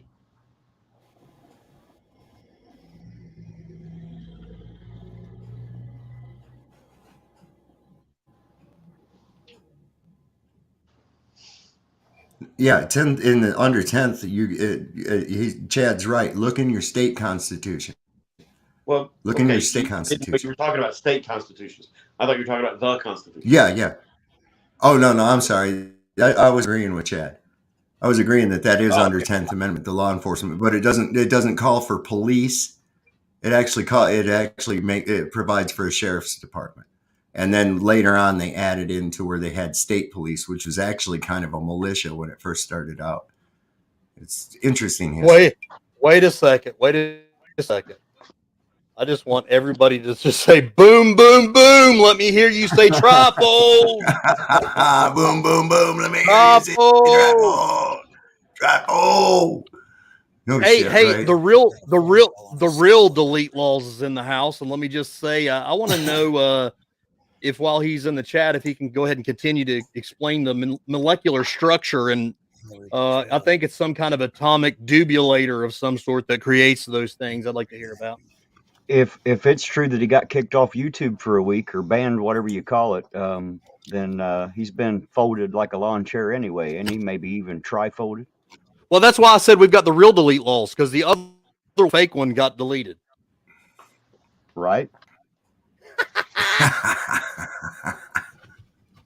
I would love to see him right now. I bet you he's raging like a maniac. TTU. What was it? Somebody said something to me. Hey, is it a coincidence that it's Thanksgiving? You know, and this happens, right? Believe in miracles. 'Tis the season to be jolly. Look at they're back to they're really not sure what to do. They're really not sure what to do, and they've gotten information back, I think. Yeah, I really just don't want to hurt. That's just fun. Like, what can we get him for? Having one of those secret tyrant meetings back there, a powwow, trying to figure out. But you know, that is. You're not supposed to talk about that.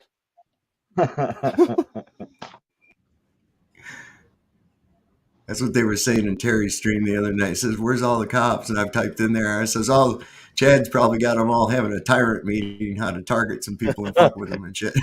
Are you kidding? Are you kidding me? And instead of that, they were too busy high-fiving each other for everybody they'd fucked out of something earlier in the day is what it was. While eating Terry's donuts. What's he say? Now they're all three back there yakking again. Oh, here they come.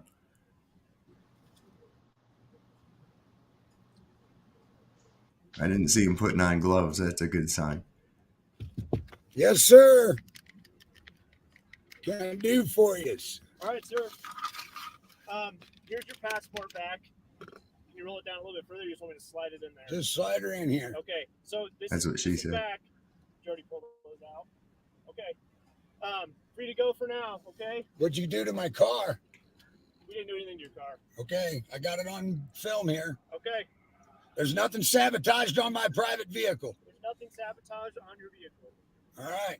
So you guys have a nice day. Okay. He was thinking, fuck. See, if I ever saw the gloves going on, I knew I was going to jail. That was it. It didn't matter what the fuck I said. When the gloves went on, you knew it was over.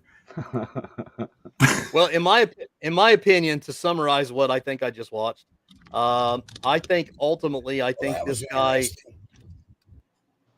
I think ultimately what he really done was, I don't think these guys wanted to hurt this guy, and I think that the sheriff or the lieutenant back at the post or something said, "Fuck it, it's just not worth it. It's not worth it over a misdemeanor citation, whatever, to have to kill this guy. You know, we don't want this blood on our hands. Let's go to Wendy's." Like we You don't said, I think they want would to. have at least issued him a ticket, though? I mean, if they really just wanted to get him for something, how come they did not issue him a citation Yeah. for not having a driver's license? Is my question. Because honestly, I think they just didn't want the conflict. I don't think they wanted to sit there and go through all the freaking nonsense back and forth and deal with this guy. I mean, if by his own admission he didn't have a driver's license, right? Right. I mean, there's no doubt that's against the law that these guys are enforcing. So I mean, it's not about that. Well, what I'm saying is there really wouldn't have been a back and forth. They went back to their cars. They'd wrote the damn ticket out. They'd have brought it up there and asked him to sign it and said, "Fuck you. Here's your citation." I'm asking why that didn't happen. Well, we don't know that it wasn't folded up in the freaking passport. Hey, educator. I think you got to remember the context of where they are. It's Wyoming. Right. Yeah, right. Colder, well digger's ass out there too, man. Well, I mean, it's just a different culture out there, and there's not so many people that if you let this, from their perspective, okay, from their perspective, and the sheriffs and maybe the county attorney or whoever they may have spoken with, it's just you can let this guy go, and it's not like, what are there, 600 people in a county, maybe? You know, it's just no kidding. Well, I mean, it's the least populated by square mile state of the union. It's like last time I looked, it was like 1.8 people per square mile. So odds are is it possible? Talk to the attorneys. If he's already talked to state people, they already know this guy. They know he's relatively harmless, and it's easier just to let him go. Now, is it possible he was right? If every other person they pull over is this way, they'd be writing a lot of tickets. This would be. Is it possible he was right and they found that out? We're not exploring that. We're not exploring that possibility here. We're acting like it's not possible, but we don't know what was said. I've seen it end up taken to court and it wins. I've seen it end up. You're right, but I do basically understand humans and history and governments, and no government on this planet is going to allow that to exist if it grows big enough. It can't. It simply can't. That's why they are making a huge effort against anybody putting out the information about it. Trust me, I know. Well, that's fine. I'm not disagreeing with that. I'm saying from their perspective and the people in power. Right. Right. Of course, they don't want people doing it. No, wait a minute. It's not possible that somebody said, "Oh, he's right. He got us. Just let him go." That just doesn't work. It's not going to work. Yes, it does. Absolutely. Because when it comes down to it, in a lot of these cases, what you find out is the prosecution, you can actually charge with fraud by, yes, dude. Okay, guys, back to my original question then. Back to my original question. Since we find out in the end that apparently for whatever fucking reason, whether he was correct or incorrect and they just didn't want to fight, if they didn't want to fight that bad, why was it so necessary for him to get out of the vehicle in the beginning and then at the end just to let him go anyway if they had no intention of truly arresting him, obviously, or no intention of at least writing him a citation because they didn't? I don't know. And I will say I find it very hard to believe they didn't at least try to write him a citation. I understand why they might not want to engage because, I mean, he literally said, you know, I'll start a gunfight here on the side of the road. I can understand why they may not want to pursue that if it's not necessary. But I'm just wondering why not at least the citation? Well, I think, and then to demand him to step out, but it not to be necessary, obviously, in the end, and it all got quelled pretty quick. I don't know. It just seems strange to me that and it's not about, again, whether the guy's right or wrong.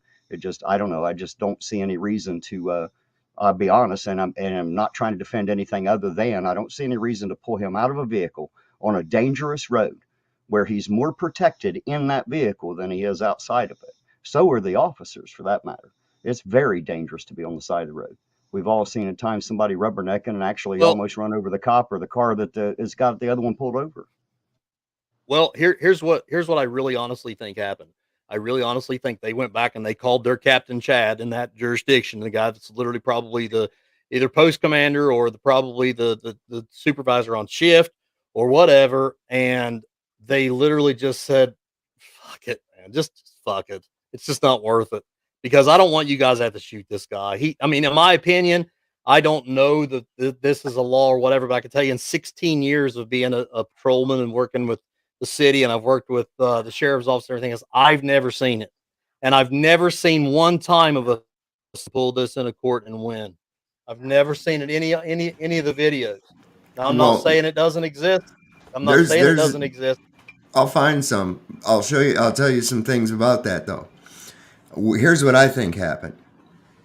I think that the information got back to them because he had already filed all the necessary paperwork of repudiation of 14th Amendment citizenship.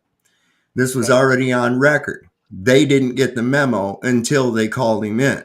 Once they've called him in, now that's going to be a record on their little CAD when he's brought up. That will be. And he presented that he is a national and not a citizen. And that is absolutely true. What he said, he's not subject to those codes and statutes. Now, that, in my opinion, doesn't mean that you should go and have to go and speed and do all this other shit. But as long as if you're traveling, the way I look at it is like this. Engineers designed the speed limits on these roads to be the safest, best speed to be traveling that road. So I usually stay within that range right there. I stay within that. And not because there's a sign there that's making me do it. I look at it like, this is what they've deemed to be the best speed here. It's in my best interest because I don't want to fuck up my vehicle. I don't want to crash. I don't want to put anybody else in danger. You see, I live my life like I want. I treat other people the way I want to be treated, right? And so I respect what other people would like me to do within reason, you see. But when it comes down to something like that, he is absolutely right. There is a difference. There is absolutely a difference between a national and a United States citizen. Can I ask a sincere question from you? Mm-hmm. So, once again, I'm just going with everything you said, not trying to debate it. It's a sincere question. If you are an ethical national American, is that what you called it? A national, yeah. Whether you call it a state national, yeah. Okay, if you're an ethical version of that, which it sounds like you are, you're basically respectful of other people. What about when there's a person similar to you, politically speaking, that isn't? Who gets the ability to say you can't do that? Who can protect me from a bad version of you? Under what you're telling us. That's just it. You're never gonna have like a utopia with that, but it does take that much.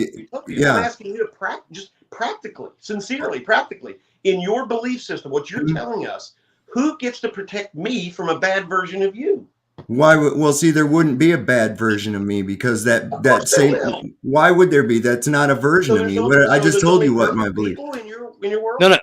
That's called straddling the fence. That's called straddling the fence. Because if you're of a mindset that you have the right to, wait a second, no, then you're not.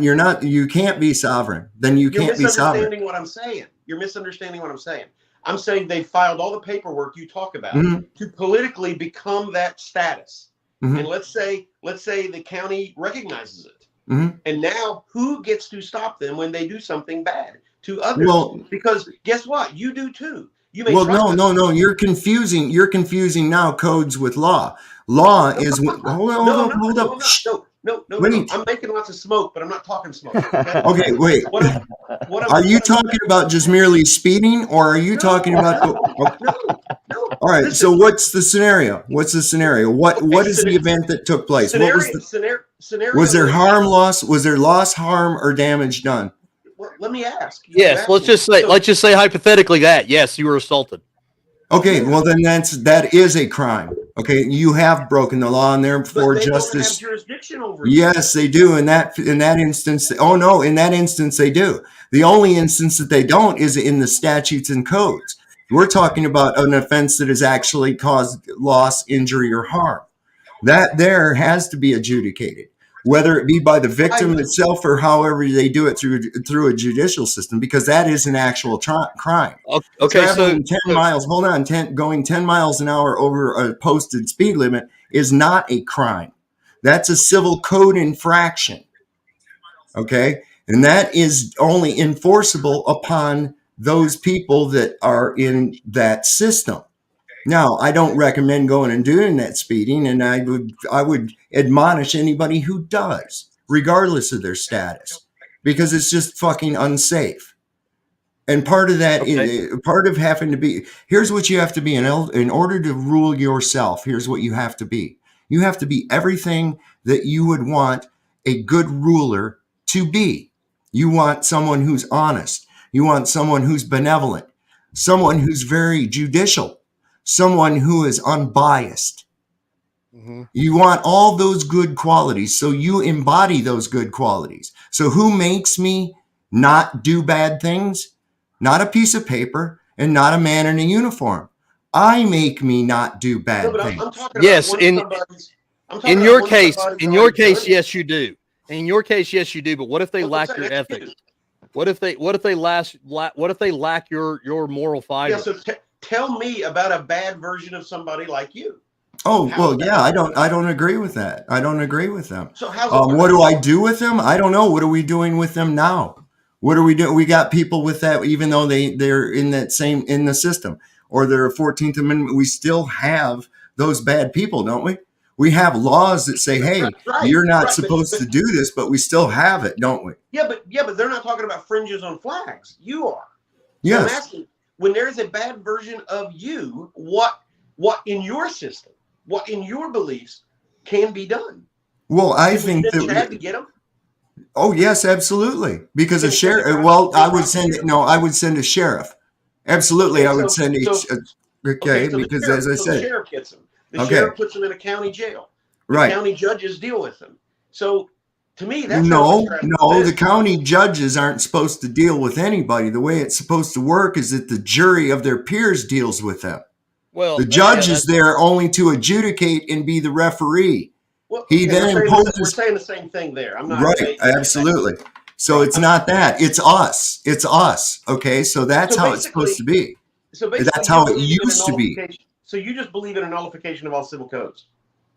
Yeah. But otherwise, all of this jurisdiction, or most of it, I know there's some particulars, but in general, all of the jurisdictions that I fall under, that I believe I fall under, fall over you as well. But only in ways that you decide are okay.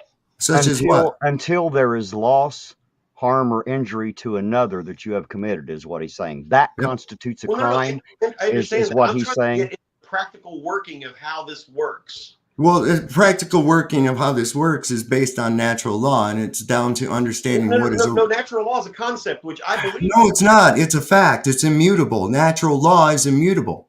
It's immutable. Okay, go grab me some natural law. We've got it right there. Can you tell me anywhere? Can you tell me anywhere in the world where it's okay to murder somebody? Dude, no, I believe the Constitution proves it in the Bill of Rights by calling your rights God-given. So is written law. You can't touch it. It's just fucking hang on, guys. But I'm not saying it's not. We're not getting. Hey!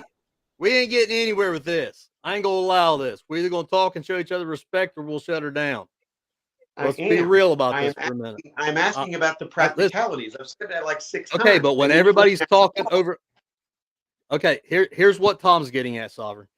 Tom is trying to say that if there is a crime against somebody, or whoever decides that when there's a jurisdiction applied to the said sovereign, or when does the jurisdiction, or who decides who can be a sovereign and who can't, or who decides, like for instance, if it's you said it's got to be a crime against persons or property or whatever it may be, and I get that. But just for instance, just so you know, in Ohio, the criminal code is all the 29th section of the Ohio Revised Code, and there's a lot of laws in there that don't have anything to do with that. There's a lot of laws of disorderly conduct. The prime example, and I'll use that one for an instance. Let's just say a disorderly conduct, and there's a guy that's walking down the damn street and he's drunk, and he pulls his pecker out and starts pissing on the sidewalk, and he pisses in front of your daughter or your wife or whatever, and he pisses on the damn sidewalk and he's being an ass of himself. Mhm. That is not directly in anybody's rights, but No. that's still a very, very, very nasty thing to do, and it shouldn't be overlooked because it's disrespectful and it's doing something in public that the average Right. person don't want their 8-year-old daughter to see some grown man's pecker that's drunk. Right. That's a prime example of a legal law in the state of Ohio that's in a 29 code side by side with theft, with assault, with vandalism, with criminal damaging that still has nothing to do with that. But we can't rebuttal that because we all know that's just common sense. Right. That's It what is. And there's a lot of things that you're going to run into along those lines right there. But the bottom line is that you most of the codes outside of those, there are a few that are like, hey, yeah, that's a good idea. And when a community comes together and puts something out like that, well, good God, that is for the good of everybody, right? But in a lot of these cases, what we end up with is these are merely things to generate a revenue. Because being that they're on this code, it's all about the money. It really is when it comes right down to it. It's never really about justice. In fact, the judge in a courtroom is a banker. He is ruling from a bench, just like a banker works from a bench. This is why you're charged with a crime. It's all electrical. It's based on all nautical shit. It's crazy, man. all right, listen, let's do this. Let's do this. It is crazy. At least under the past video that we watched, nobody was hurt. The guy didn't get a ticket for whatever reason. That's a win in everybody's book, whether we agree in the sovereign stuff or not. Ultimately, you guys know I'm all about freedom. I'm all about whatever. And if there's a way I can be more free, then hell yes. But the problem is I just haven't seen it. I'm not experienced it. I'm not familiar with it. So I just, at this point, am just kind of up in the air on that one. Now, can somebody please get me where I want to be? Because I've been waiting a damn week. I got you. Hey, it's Terry. Which video is it? Terry got it or me? Terry, do you got it? No, I don't have any of my. Which one are you talking about, Chad? The guy with the stick in his pocket. Oh, the one with the stick in the. Okay. Yeah. The guy that had the blind walking stick or whatever it was. Let me. I'm gonna go ahead and give you guys a heads up in the chat. There's 100 of you in the chat right now, and I'm gonna give you a heads up. I have seen this video, so I'm not gonna lie and say that I haven't. And I'm plumb sideways, fired up, mad. I don't like what happened. He's been chomping at the bit to tell you all what he thinks about this one. And I've been bitching all day. And I'm gonna tell you guys, I gotta tell you guys this too. I went out in the woods for a little bit today, and I was walking through. Can you guys see my eyes? Can you guys see how they're looking? Mm-hmm. Can you see how red? Yes. I was walking through. Some limbs, and I got smacked in the dang face right in the eyes, and with briars. And my friggin' eyes are on fire right now. I can barely see. So I apologize for anybody for. I wasn't gonna win any beauty contest anyway, Terry. I wasn't gonna win nothing, so I ain't worried about too bad. Oh, I don't know about that. There's some people out there that think you're a pretty man. Well, they blind too. They must have got hit in the face with sticks. All right. So anytime you're ready. Real fast, Tom. Let me set this up for Tom real fast. Hey, Tom, just so you know, this is an encounter that happened with the sheriff's office in Florida, and I am not real happy with the way this was handled. And I'm kind of curious to see I think this is one that we're all probably going to be right on page with, but that's just my opinion. Let's roll. This is Florida cop, one Florida man. Hi there. Right. What's this in your back pocket? I saw you walking it. The navigational aids. What's the problem? You a tyrant? Yeah, I am actually. What's your name and date of birth? I don't have to give that unless. Yes, sir. I was investigating. You have reasonable. Do you want me to put you in handcuffs right now? Yes. All right, stop it right there, Tom. Stop it right there, Solver. Reasonable, articulated. I saw you walking it. You a tyrant? All right. First of all, she was perfectly fine with addressing him and saying, "Hey, come here a minute. Let me see what's going on there," type thing. Maybe under the circumstances, depending on what the law is in Florida, whatever, totality. But immediately when he identifies that that's nothing to do with a firearm, everything changes, folks. Everything changes. Okay? I just want to throw that out there. In my opinion, as of right now, that he's literally, and I'll be honest with you, when I seen him when he turned around, and you'll see it in a minute when he turns around, I don't know what the hell kind of the firearm school this woman's went through, but I ain't never fired one of them. Go ahead and play that one, Tom. Yeah, I am actually. What's your name and date of birth? I don't have to give that unless Yes, sir. I was investigating. You have reasonable. Do you want me to put you in handcuffs right now? Yes, sir, I do. Oh, God. What is your suspicion? It looks like you're carrying a gun in your back pocket. I'm stopping to make sure you're carrying it properly. You don't have you to. ensured that it's not a firearm? No, you keep turning so I can't see it. You don't have to be a dick to me. Well, you're being one to me. If All right, she sir, did I think that apologize. was a gun- All If right, she did think, go ahead, ahead, Chad. I'm sorry. I was just going to say, if at this point, if my men don't look at him and say, "I'm sorry, sir. I'm sorry. I'm mistaken it. Right. I apologize. Have a good day. You guys go on your way." Okay. Yep. So that's and yes, Pied Piper. Yes, Ohio is. This is Florida. I'm bitching. Really is what I'm doing. But go ahead. And if she really did think that was a gun, and he goes and whips it out like that, and she's not even alarmed, right? So she's full of shit right off the bat. I was going to say that. I'm glad you reminded me of that, because I was going to make is he literally's got it turned away from her, and she doesn't seem to be showing any type of regard. That sets me up right there too, and I don't like her attitude right off the bat. Now, granted, he is coming across a little abrasive, and I get that. I think they were probably both maybe could have handled it at least the way they communicated better, with all stuff. But nevertheless, the reality is she's supposed to be the professional at this point. She's the one that's supposed to be out there defending rights. The very least she could have done was said, "Okay, sir, I apologize. I apologize. I really did just mistake it. And there's been somebody call in, whatever the situation was, yada, yada, yada. I'm sorry. Okay. And have a good day. Whatever." But, and that right now we're at 37 seconds in, and my video would have been over.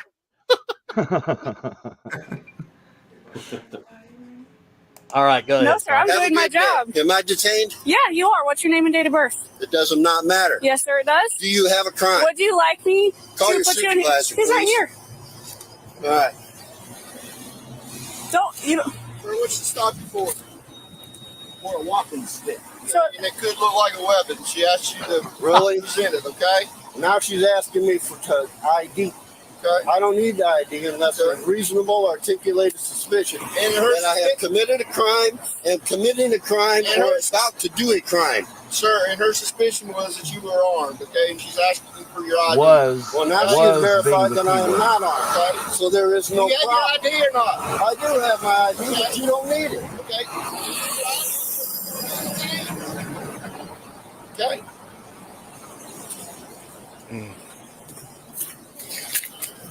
Shame. And she doesn't even put the fucking cuffs on him, right? Sure, you deserve it.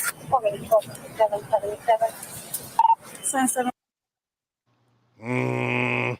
I just want to say that she should probably just stay back at the station and make sandwiches for the real police officers. Right. You know what I'm saying? Wow. Whiskey my I'll be cleaning the shitter or something. Oh, Have a there's useful wallet. purpose. Where's your wallet at, sir? I don't have a wallet on me. Okay, where's your ID? Where's your In ID my at? pocket. Which pocket? You are not allowed to search me. Wow. It's in this pocket. Wait a minute. He's not even under arrest. He's only being detained, and they're going into his pockets. And at this point, what reasonable suspicion do they have to think that he needs to even be detained? Tom, I want to get you to chime in, because I've talked to everybody else on this. I've talked to Terry privately. I think I've talked to Sovereign a little bit. I really want to hear from you and Derek on this. I want some outside. I mean, from my perspective as a professional, if I'm the captain, when I get there, I'm probably going to be about 3 shades of red in the face, and I'm going to literally pull my sergeant and my patrolman back, and I'm probably going to be disorderly on scene. You know what I'm talking about? But go ahead, Tom. I want to hear what you think about this. I appreciate you as a captain. Obviously, I mean, you're talking about these things for years. I just wonder if I'm watching this for the first time and I'm not on a panel with you guys and I haven't heard any comments yet. I would automatically be thinking, what's the context that's going on in the law enforcement officer's mind that this began? I mean, are they looking for somebody that is this guy might come close to the description? So I was wondering, is there another context? Right. If she's just standing on a sidewalk and a guy goes walking by and she did this, then yeah, absolutely, I'm with everything you're saying. I just don't know that there's not more. That's what And I'm that's wondering. and what I'm getting at is this. You're absolutely right, and I even thought, and I've tried to throw this through the filter of everything possible. And here's where I kind of concluded it at is even if they were looking for somebody, or even if maybe this guy was being a dick or whatever it was, he literally showed her that there was nothing in his pocket. You know what I'm saying? Like that's what gets me is at that point, okay, now why? If you in fact are IDing him, but because what she says, she's IDing him because she thought he had a firearm or whatever. And maybe there's some law in that state that said, I don't know. Okay, I'm not a Florida law enforcement officer. However, Right. and even if they do know this guy, and maybe he is an asshole, and maybe he is that, if the best you can describe is what you immediately get shut down for, if what you describe is the fact that he has a gun or a weapon, and it's in fact a walking device. I don't want to use the wrong description for it. I'm not Sure. familiar with what it's called, but even if that is what it is, now that's gone. Now what do you have? Because your reasonable suspicion based on that is eliminated. Well, here's what I meant by context. Let me just whip one out of my ass here. Let's imagine that there's a guy in the neighborhood that just molested some kid, and the parents called and said, this next door neighbor, he looks like this. Here's his name.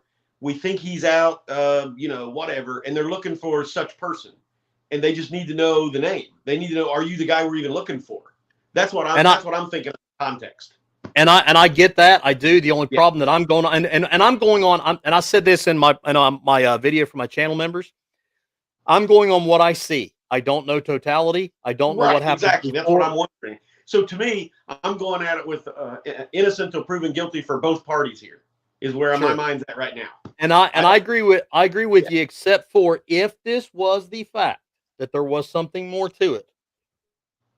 Did she immediately not go ahead and lean into that and say, well, listen, here's the deal. Okay, I get it. Yep, but let me explain to you what's going on. You know, there was a guy in the neighborhood that was being a Dickosaurus Rex, and he did this and he did that or whatever. And I just need to talk to you for a minute. Let me get your ID, so on.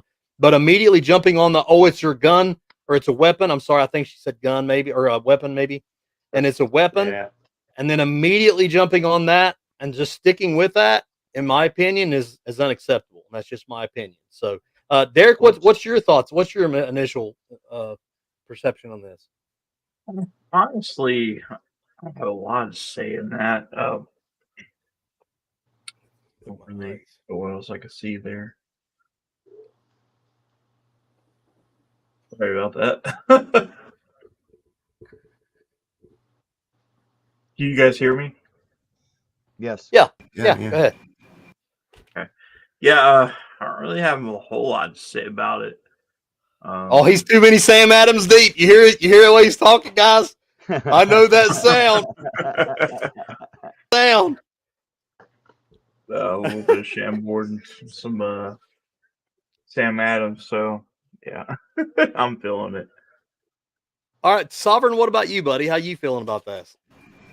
Well, even like with what Tom said, I don't care if he matches that description or whatever, they would have already come out onto him for that. This whole thing, the context of it was that she thought that this white non-firearm looking object sticking out of his back pocket. Now let's keep in mind, she came up on him from the rear, so she saw this. A little bit of context to it. This guy is legally blind, but he can see well enough in the daylight that he doesn't need his cane. He was returning from somewhere that he had been, that it was dark when he went there. So I got a little bit more context on that aspect of it, if that helps y'all out. But anyway, she came up on him from behind and then wanted to run that as, oh, that's a weapon. It should have, like Chad said, it should have just gone to, oh, I'm sorry, I don't know why I thought that, or whatever case. Not to where you're detaining him to find out ID. I'm finding that I'm seeing where ID is almost like crack sometimes to cops, And it's like, I got to see your ID. I need to see your ID. Why do you need to see my ID? And I love this reason, so that I can see if you're okay with what you're doing. Well, wait a second. How is my ID going to let you know if what I'm doing is okay? What the hell is wrong with that thinking? Now wait a minute. Now you just said a little bit ago that one of them licenses was a magical something that when you got it, you knew everything. Maybe that's what he's looking at. Maybe he thought that it was a magical when he It got that might be. ID. Might be he's trying to get the magic out of it. But Chad, I got to ask you guys something now. Listen, I've been onto this for a while, and I think that cops have certain things that they're trained to say, and some of them are like code word. Okay. All right. So, like, here's the deal seems to be really prevalent. When you guys are getting ready to lay it out, you always go, okay, here's the deal. In fact, Brian Young has a whole channel called Here's the Deal that he shows cop videos, right? Another one is always, just that's fine. That's fine. And I'm You know what's funny is I don't remember ever being taught that. Like I think that just comes from trying to keep a very simplistic, uniform type of. Just the way we talk. Yeah. And come on now, fess up. When you guys say, "Okay, have a nice day," is that code for fuck off? Not for me. I mean, I don't. I mean, because a lot of times I see them, they're just like some of these really obnoxious cop watchers or cop guys, that come up and try to instigate shit, and they go, "Okay, yeah, that's fine. Have a nice day." And I'm seeing that, and I'm thinking, I wonder if that's like code for fuck you. Probably. To some, I'm sure it is. Yeah, well, hop off tonight, guys. Yeah, all right, man, Derek. All right, Derek. We appreciate you hanging out, man. I know you probably need to hit the hay. Yeah.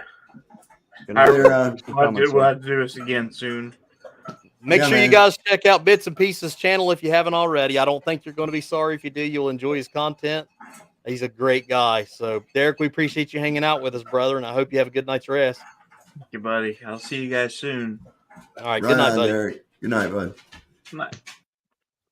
All right, Terry, what do you think? What's your first initial take? Buddy, I tell you what, if I ever roll up on the scene and see any of your officers doing this right here, if screaming, hollering, and cussing is what they consider disorderly, I'm going to be a disorderly son of a bitch. I can tell you that. I might be too. You might just be gentle on me when you get there, because I'm going to be causing a ruckus. I promise you. Cellmates, Terry, because I'll probably be disorderly too, buddy. Well, by Joe, they'll have it to deal with. I guarantee it. That's ridiculousness right there. As soon as they seen that was a walking cane, she said, "I'm very sorry, sir. I didn't mean to disrespect you. You have a great day." I think she was. I think she was upset about the tyrant remark. Yeah. Well, of course she was, but she was acting like one. Her authority question. Yeah, absolutely. At least he didn't call her bitch, because I probably would have. Hey, Terry, can we do the super chat real fast, buddy, while I'm up? Yes, sir, we absolutely can. I've got Janice Farmer for $5 says, "Well said, Chad." I have W124 Mercedes for $5. It says, if softards were so right, attorneys would jump at the chance to defend them. I was going to think that earlier, but maybe I'm wrong. So, okay. And then what else we got? We have Welsh News Network again for £2 says, "We don't stop." Oh, wait, you just did. I think I know what that's about. Yep, we know exactly who that is. All right, go ahead. Well, I think we got one more, I think. And we have the CIA for $5 that says, "She needs a new job. How did she think it was a firearm? I emailed you this." Yeah, I remember. That's fine. Listen, I think we can all agree that's disingenuous. She knew it was not a firearm. Right. Yeah. And now she's just butthurt, and her sergeant right there is a dickhead because he's not trying to apply the butthurt cream, and he's going ahead. Apparently his hurts too. So now they've got to tune this guy up and show him what's right. And in their minds, they know he's going to beat the charge, but he's not going to beat the ride tonight. Watch what we do to him. Unfortunately, Chili is correct. Some of these assholes exist, and here's a good example. I don't disagree with you. Go ahead. We ready? Yeah, bud.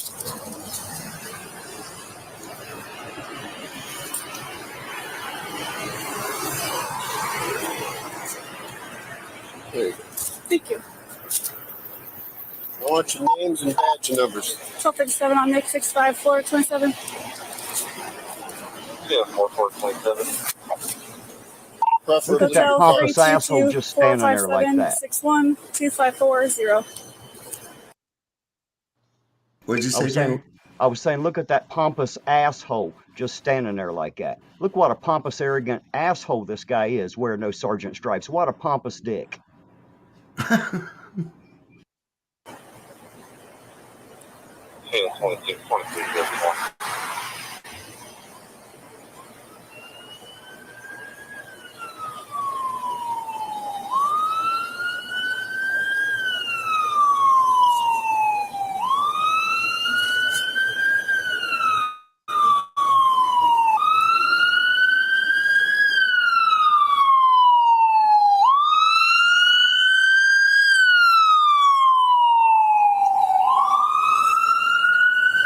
Sir, are you legally blind? Yes, I am. Does that really fucking matter? I had to walk up here in the dark for jury duty, which was canceled. Why aren't you using your stick? You don't have to use your stick all the time? Or not all the time? 26. Green. All right, Mr. Hodges. Was that hard? It's gonna be. I want your name and your badge number. You know what? Put him in jail for resisting. Okay. What? All right, let's go. I want your name and badge number too, sir. That's a secondary offense, isn't it? Resisting. Have a seat. You want to pick my property up, please? I sure Absolutely. will. After you have a seat. He didn't resist anyway, in my You want to pull estimation. this out of my back pocket? Sure. Here, I'll grab your jacket for you, too. Sure. What a bitch. Oh my gosh, what a bitch. Wow.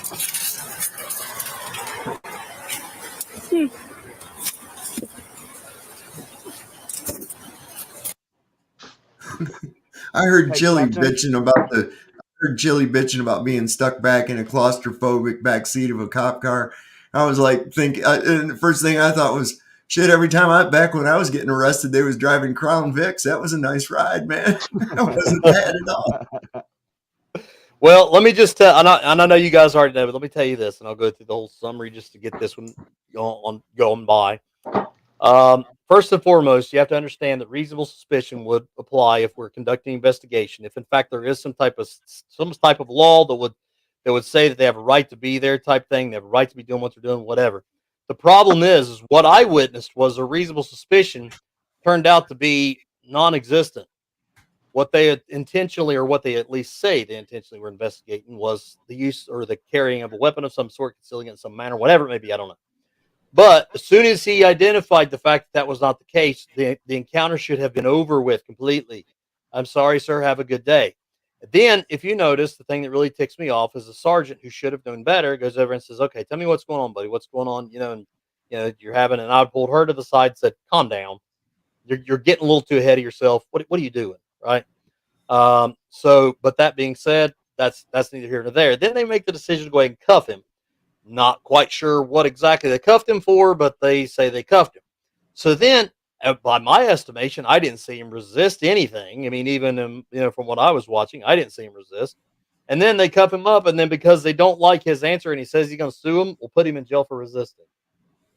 Wow. Well, let me tell you this: unless I'm wrong, and there's something I don't know, and I'll put this disclaimer in there. Unless I'm wrong and there's something I don't know, you two get the hell out of my job, because you're embarrassing me. Yeah. Very tough.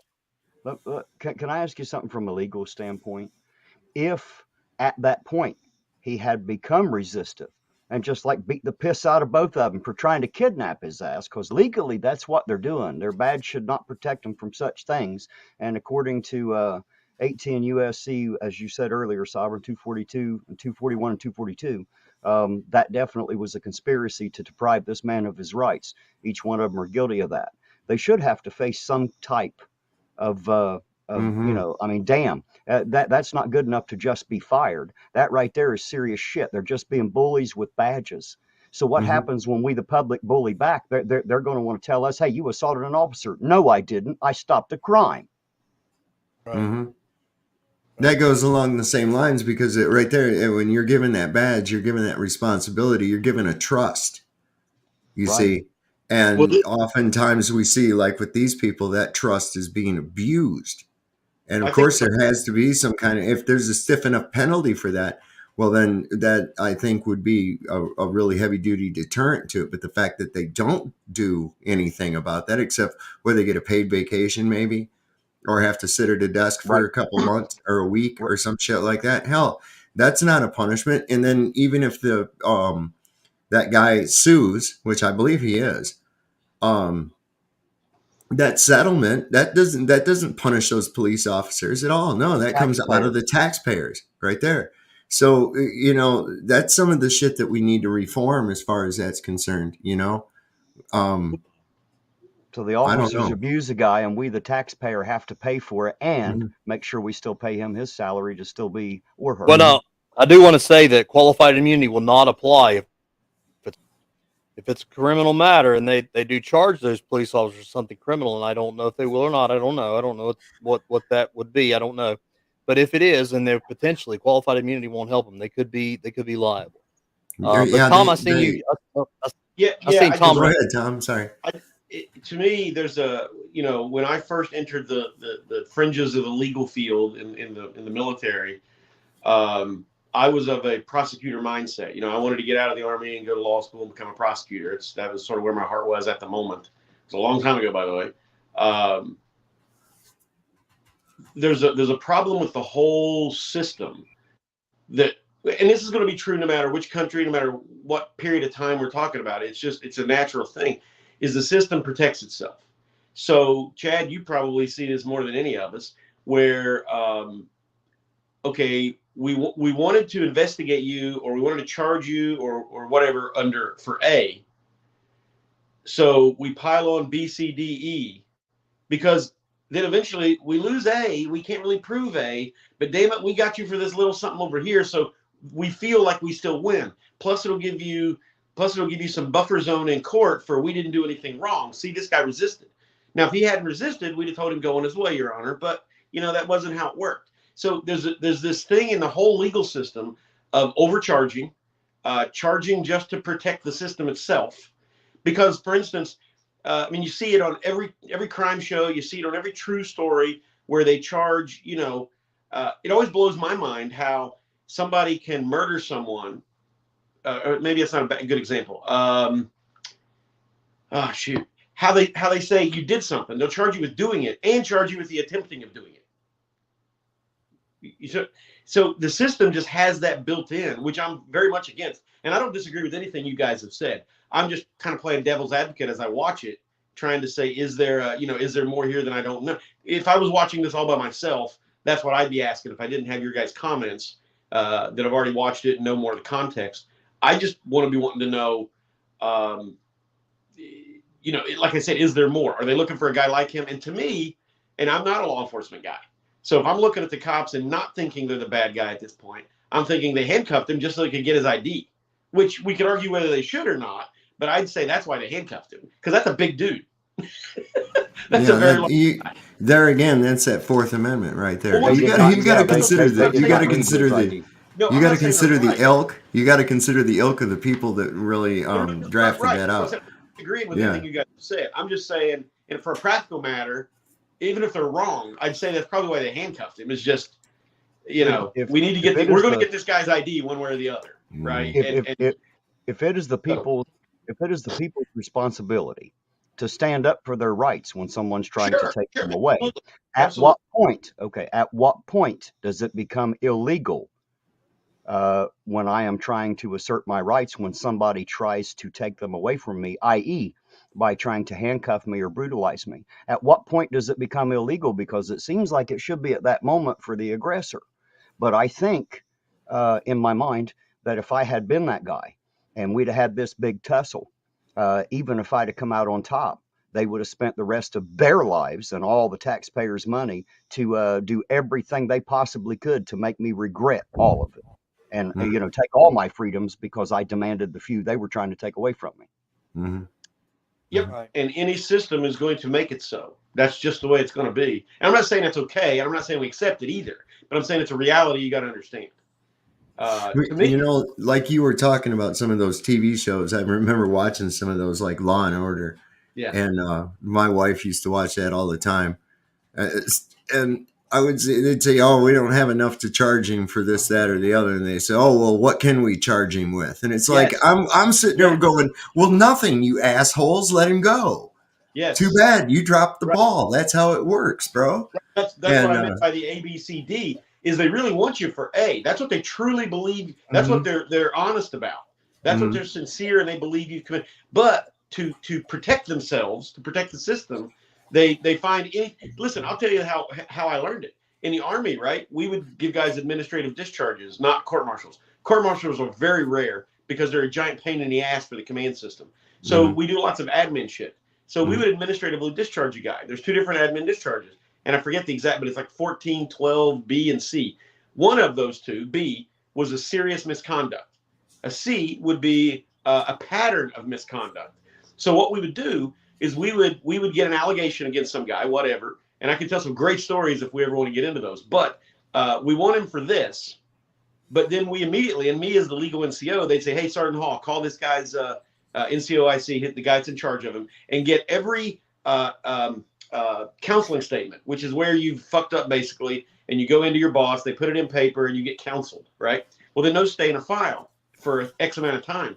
So we would say, hey, Commander, NCOIC, what have you got on this guy? And then we would take the other bullshit that nobody even cared about initially, and we would create a 1412C case against them. Because if we lost B, we're still going to get them on a pattern of misconduct.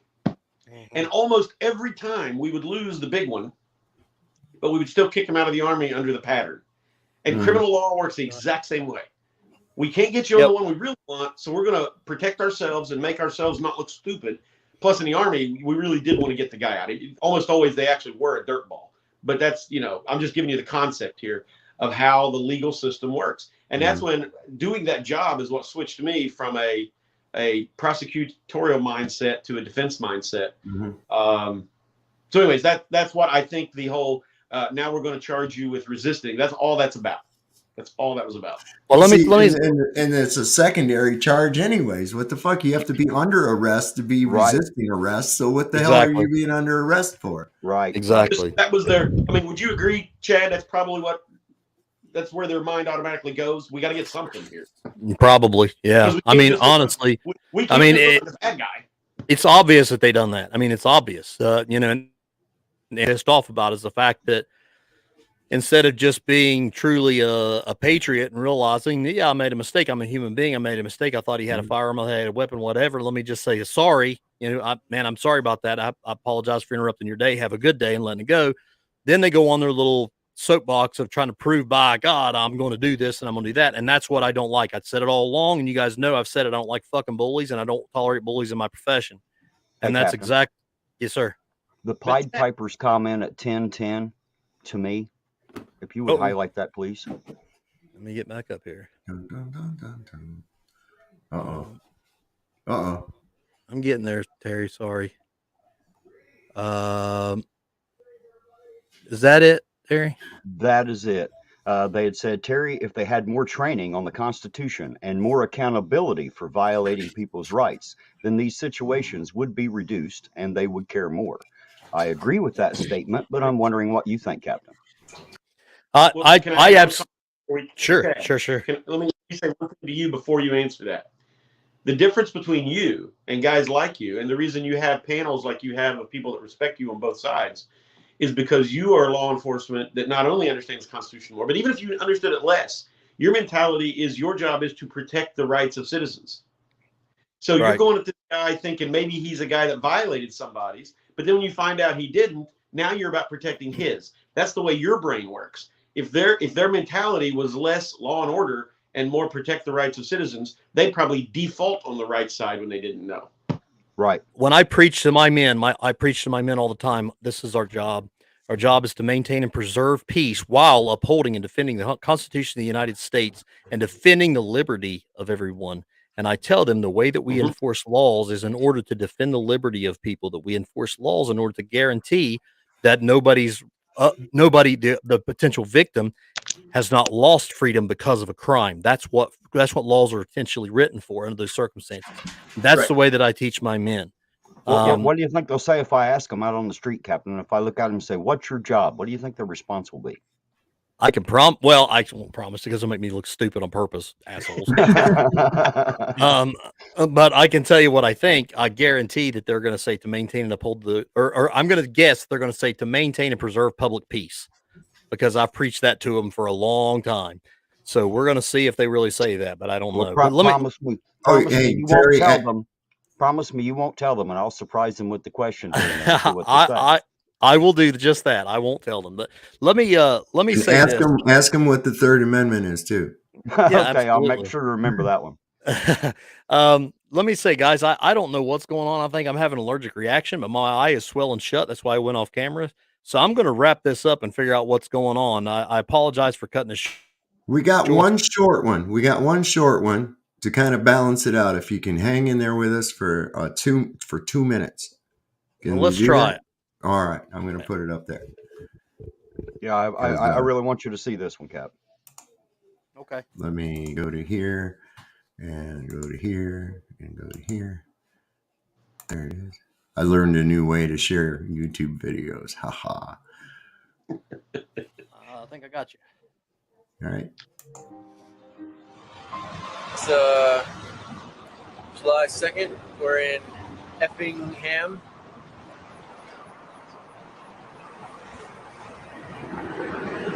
So we've been here about an hour. There's been no police contacts yet. So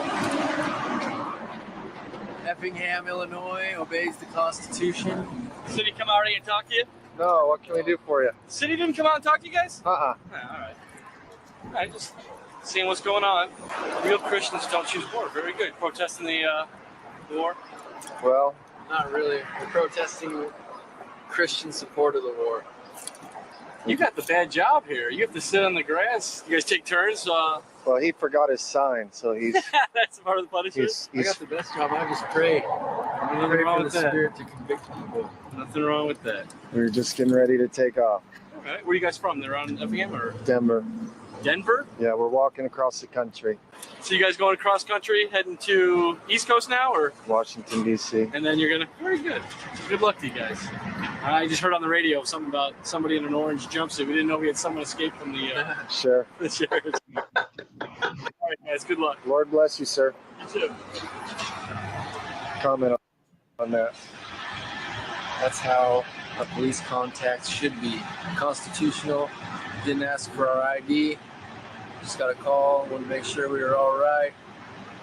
Police are here to serve us. That was one damn good cop right there. Wow, I like him. Yeah, he's more up what I would consider my speed. I mean, maybe wrong. I think I don't know if he was a trooper or a deputy or what, but he certainly done what I think he should have done. And I would have been curious to stop too. I'd been like, what are you guys doing? Yeah, right. Yeah. Especially with the orange. Orange, come on, man. Even if you're not an auditor, you're not doing any of that. I mean, when you're protesting, you want attention, right? So just the attention itself is, I guess, a good thing. Absolutely. Yeah, and those guys were respectful too the whole time. So that leads to a good kind encounter. Those guys were respectful. They answered questions. They knew he was not being a threat. They knew he was just like, where are you guys from? Because he was just generally curious. And that's a very positive encounter where they have something positive to say about the local law enforcement. I think he done a great job. Wonderful. And I think that's a good testament to see guys that are obviously out there protesting something, and to have that kind of encounter with the police is what we're out there for, in my opinion. So, but let's do this, guys. Let's save this Ross County for next week so I can see what's going on with my daggone eye. But I want to thank Sovereign first of all for bringing this back to life. And I hope that you guys are going to bring me some more content by next Sunday, and hopefully I'll be able to see out of both eyes to be able to do it. As always, I always try to let my guests have put in their last word. So we'll just start on their last. You got a last word for the chat. And by the way, hold on real fast, Arch. The reason that I didn't is because my internet kind of sucks, and I have to be careful about how I bring people up. If you would have got here before Tom, I'd have brought you up. But if you'll hold tight till Sunday, I promise you, buddy, I'll bring you back up. I meant no disrespect. I know my internet kind of bugs in and out and stuff. If I have more than about 3 or 4 on, that's why I have problems. So hang tight, and Sunday, I promise I'll bring you up. But Tom, go ahead if you have anything else to say. Thanks for having me. Nice talking to you guys. And if it seemed heated, it wasn't on my part. I know we talked over each other, and it may have sounded that way to the audience there for a bit, and I apologize if it did. Thanks for having me, and hopefully we can do it again. Thanks, Chad. Absolutely. Sovereign, what's your last words for the chat, please? Hey, we even though we'd been talking over each other, there was no animosity. It was just what we was doing is getting excited, wanting to get our points out, and that happens. But yeah, it'd be good, Tom, to come on and we'd talk about that on another thing or something, man. That'd be really great. Yes, because that's what we like to do: bring both sides and not fight. Absolutely. And good. That's one of the points of this, and we ended it with, showing, because you can find plenty of videos of cops doing fucked up shit, man. And in this one, there's you look and you find some where they're doing something decent. So you need to balance that out. I mean, that's what the news media does. They want you to think a certain way. They focus on a certain aspect of something and don't show it all.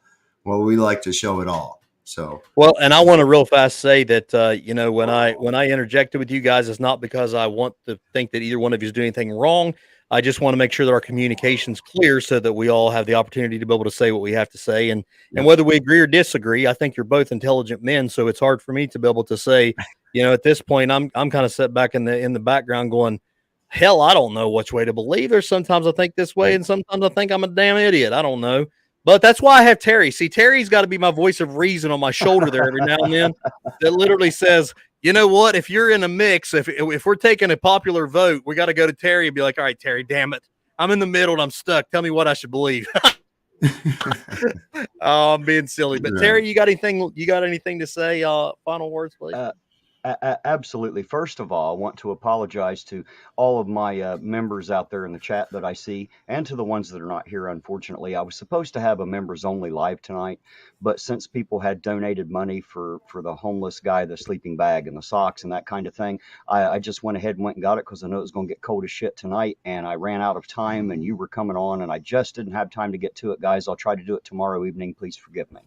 Secondly, hello and goodbye to everybody in the chat. You know for sure you guys are the only reason we're here. Otherwise, we'd be sitting around maybe in Tom or Leducator or my living room or something and bullshitting, or talking on a conference call or something. Thank you all for being here. We love each and every one of you. Thanks for all of your support. And thank you, Sovereign and Tom, for being here. We definitely appreciate it. And as always, Captain, thanks for having me here. Well, absolutely. And I just want to say real fast, Terry, I'm going to go ahead and say a little bit about what we talked about it. Or is that something we should wait on or what? Go for it. I'm right with you. Okay. Terry had, I don't know if you've seen Terry's video, but Terry has shown that he really does have a passion for the community and doing nice things beyond just going out and filming. He wants to be involved in the community for multiple reasons. And it's funny because I had actually I had it on my heart brief about it, about doing something for the homeless in the area. And I am working on some ideas, and I want to hear some ideas from you guys. You can email me, or when we go back on the next live stream, get in the live chat or whatever. But I want to do some stuff for the homeless around here, and I want you guys to help me.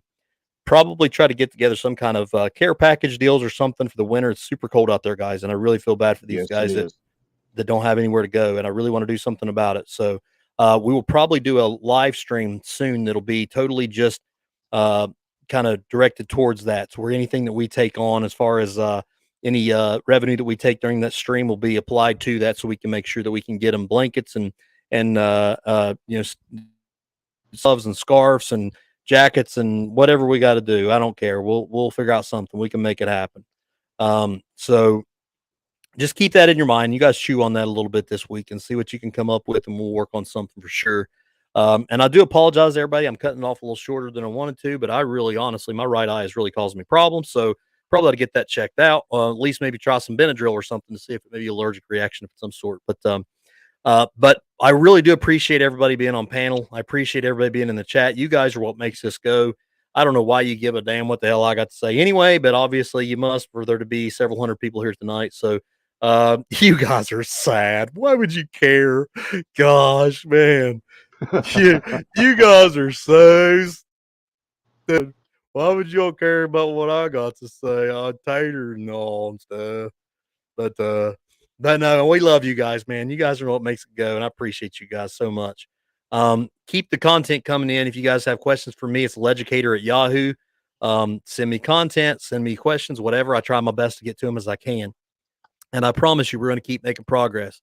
Like I said before, I don't always agree with everybody, but I do like to try to give everybody the fair shake on explaining their debate.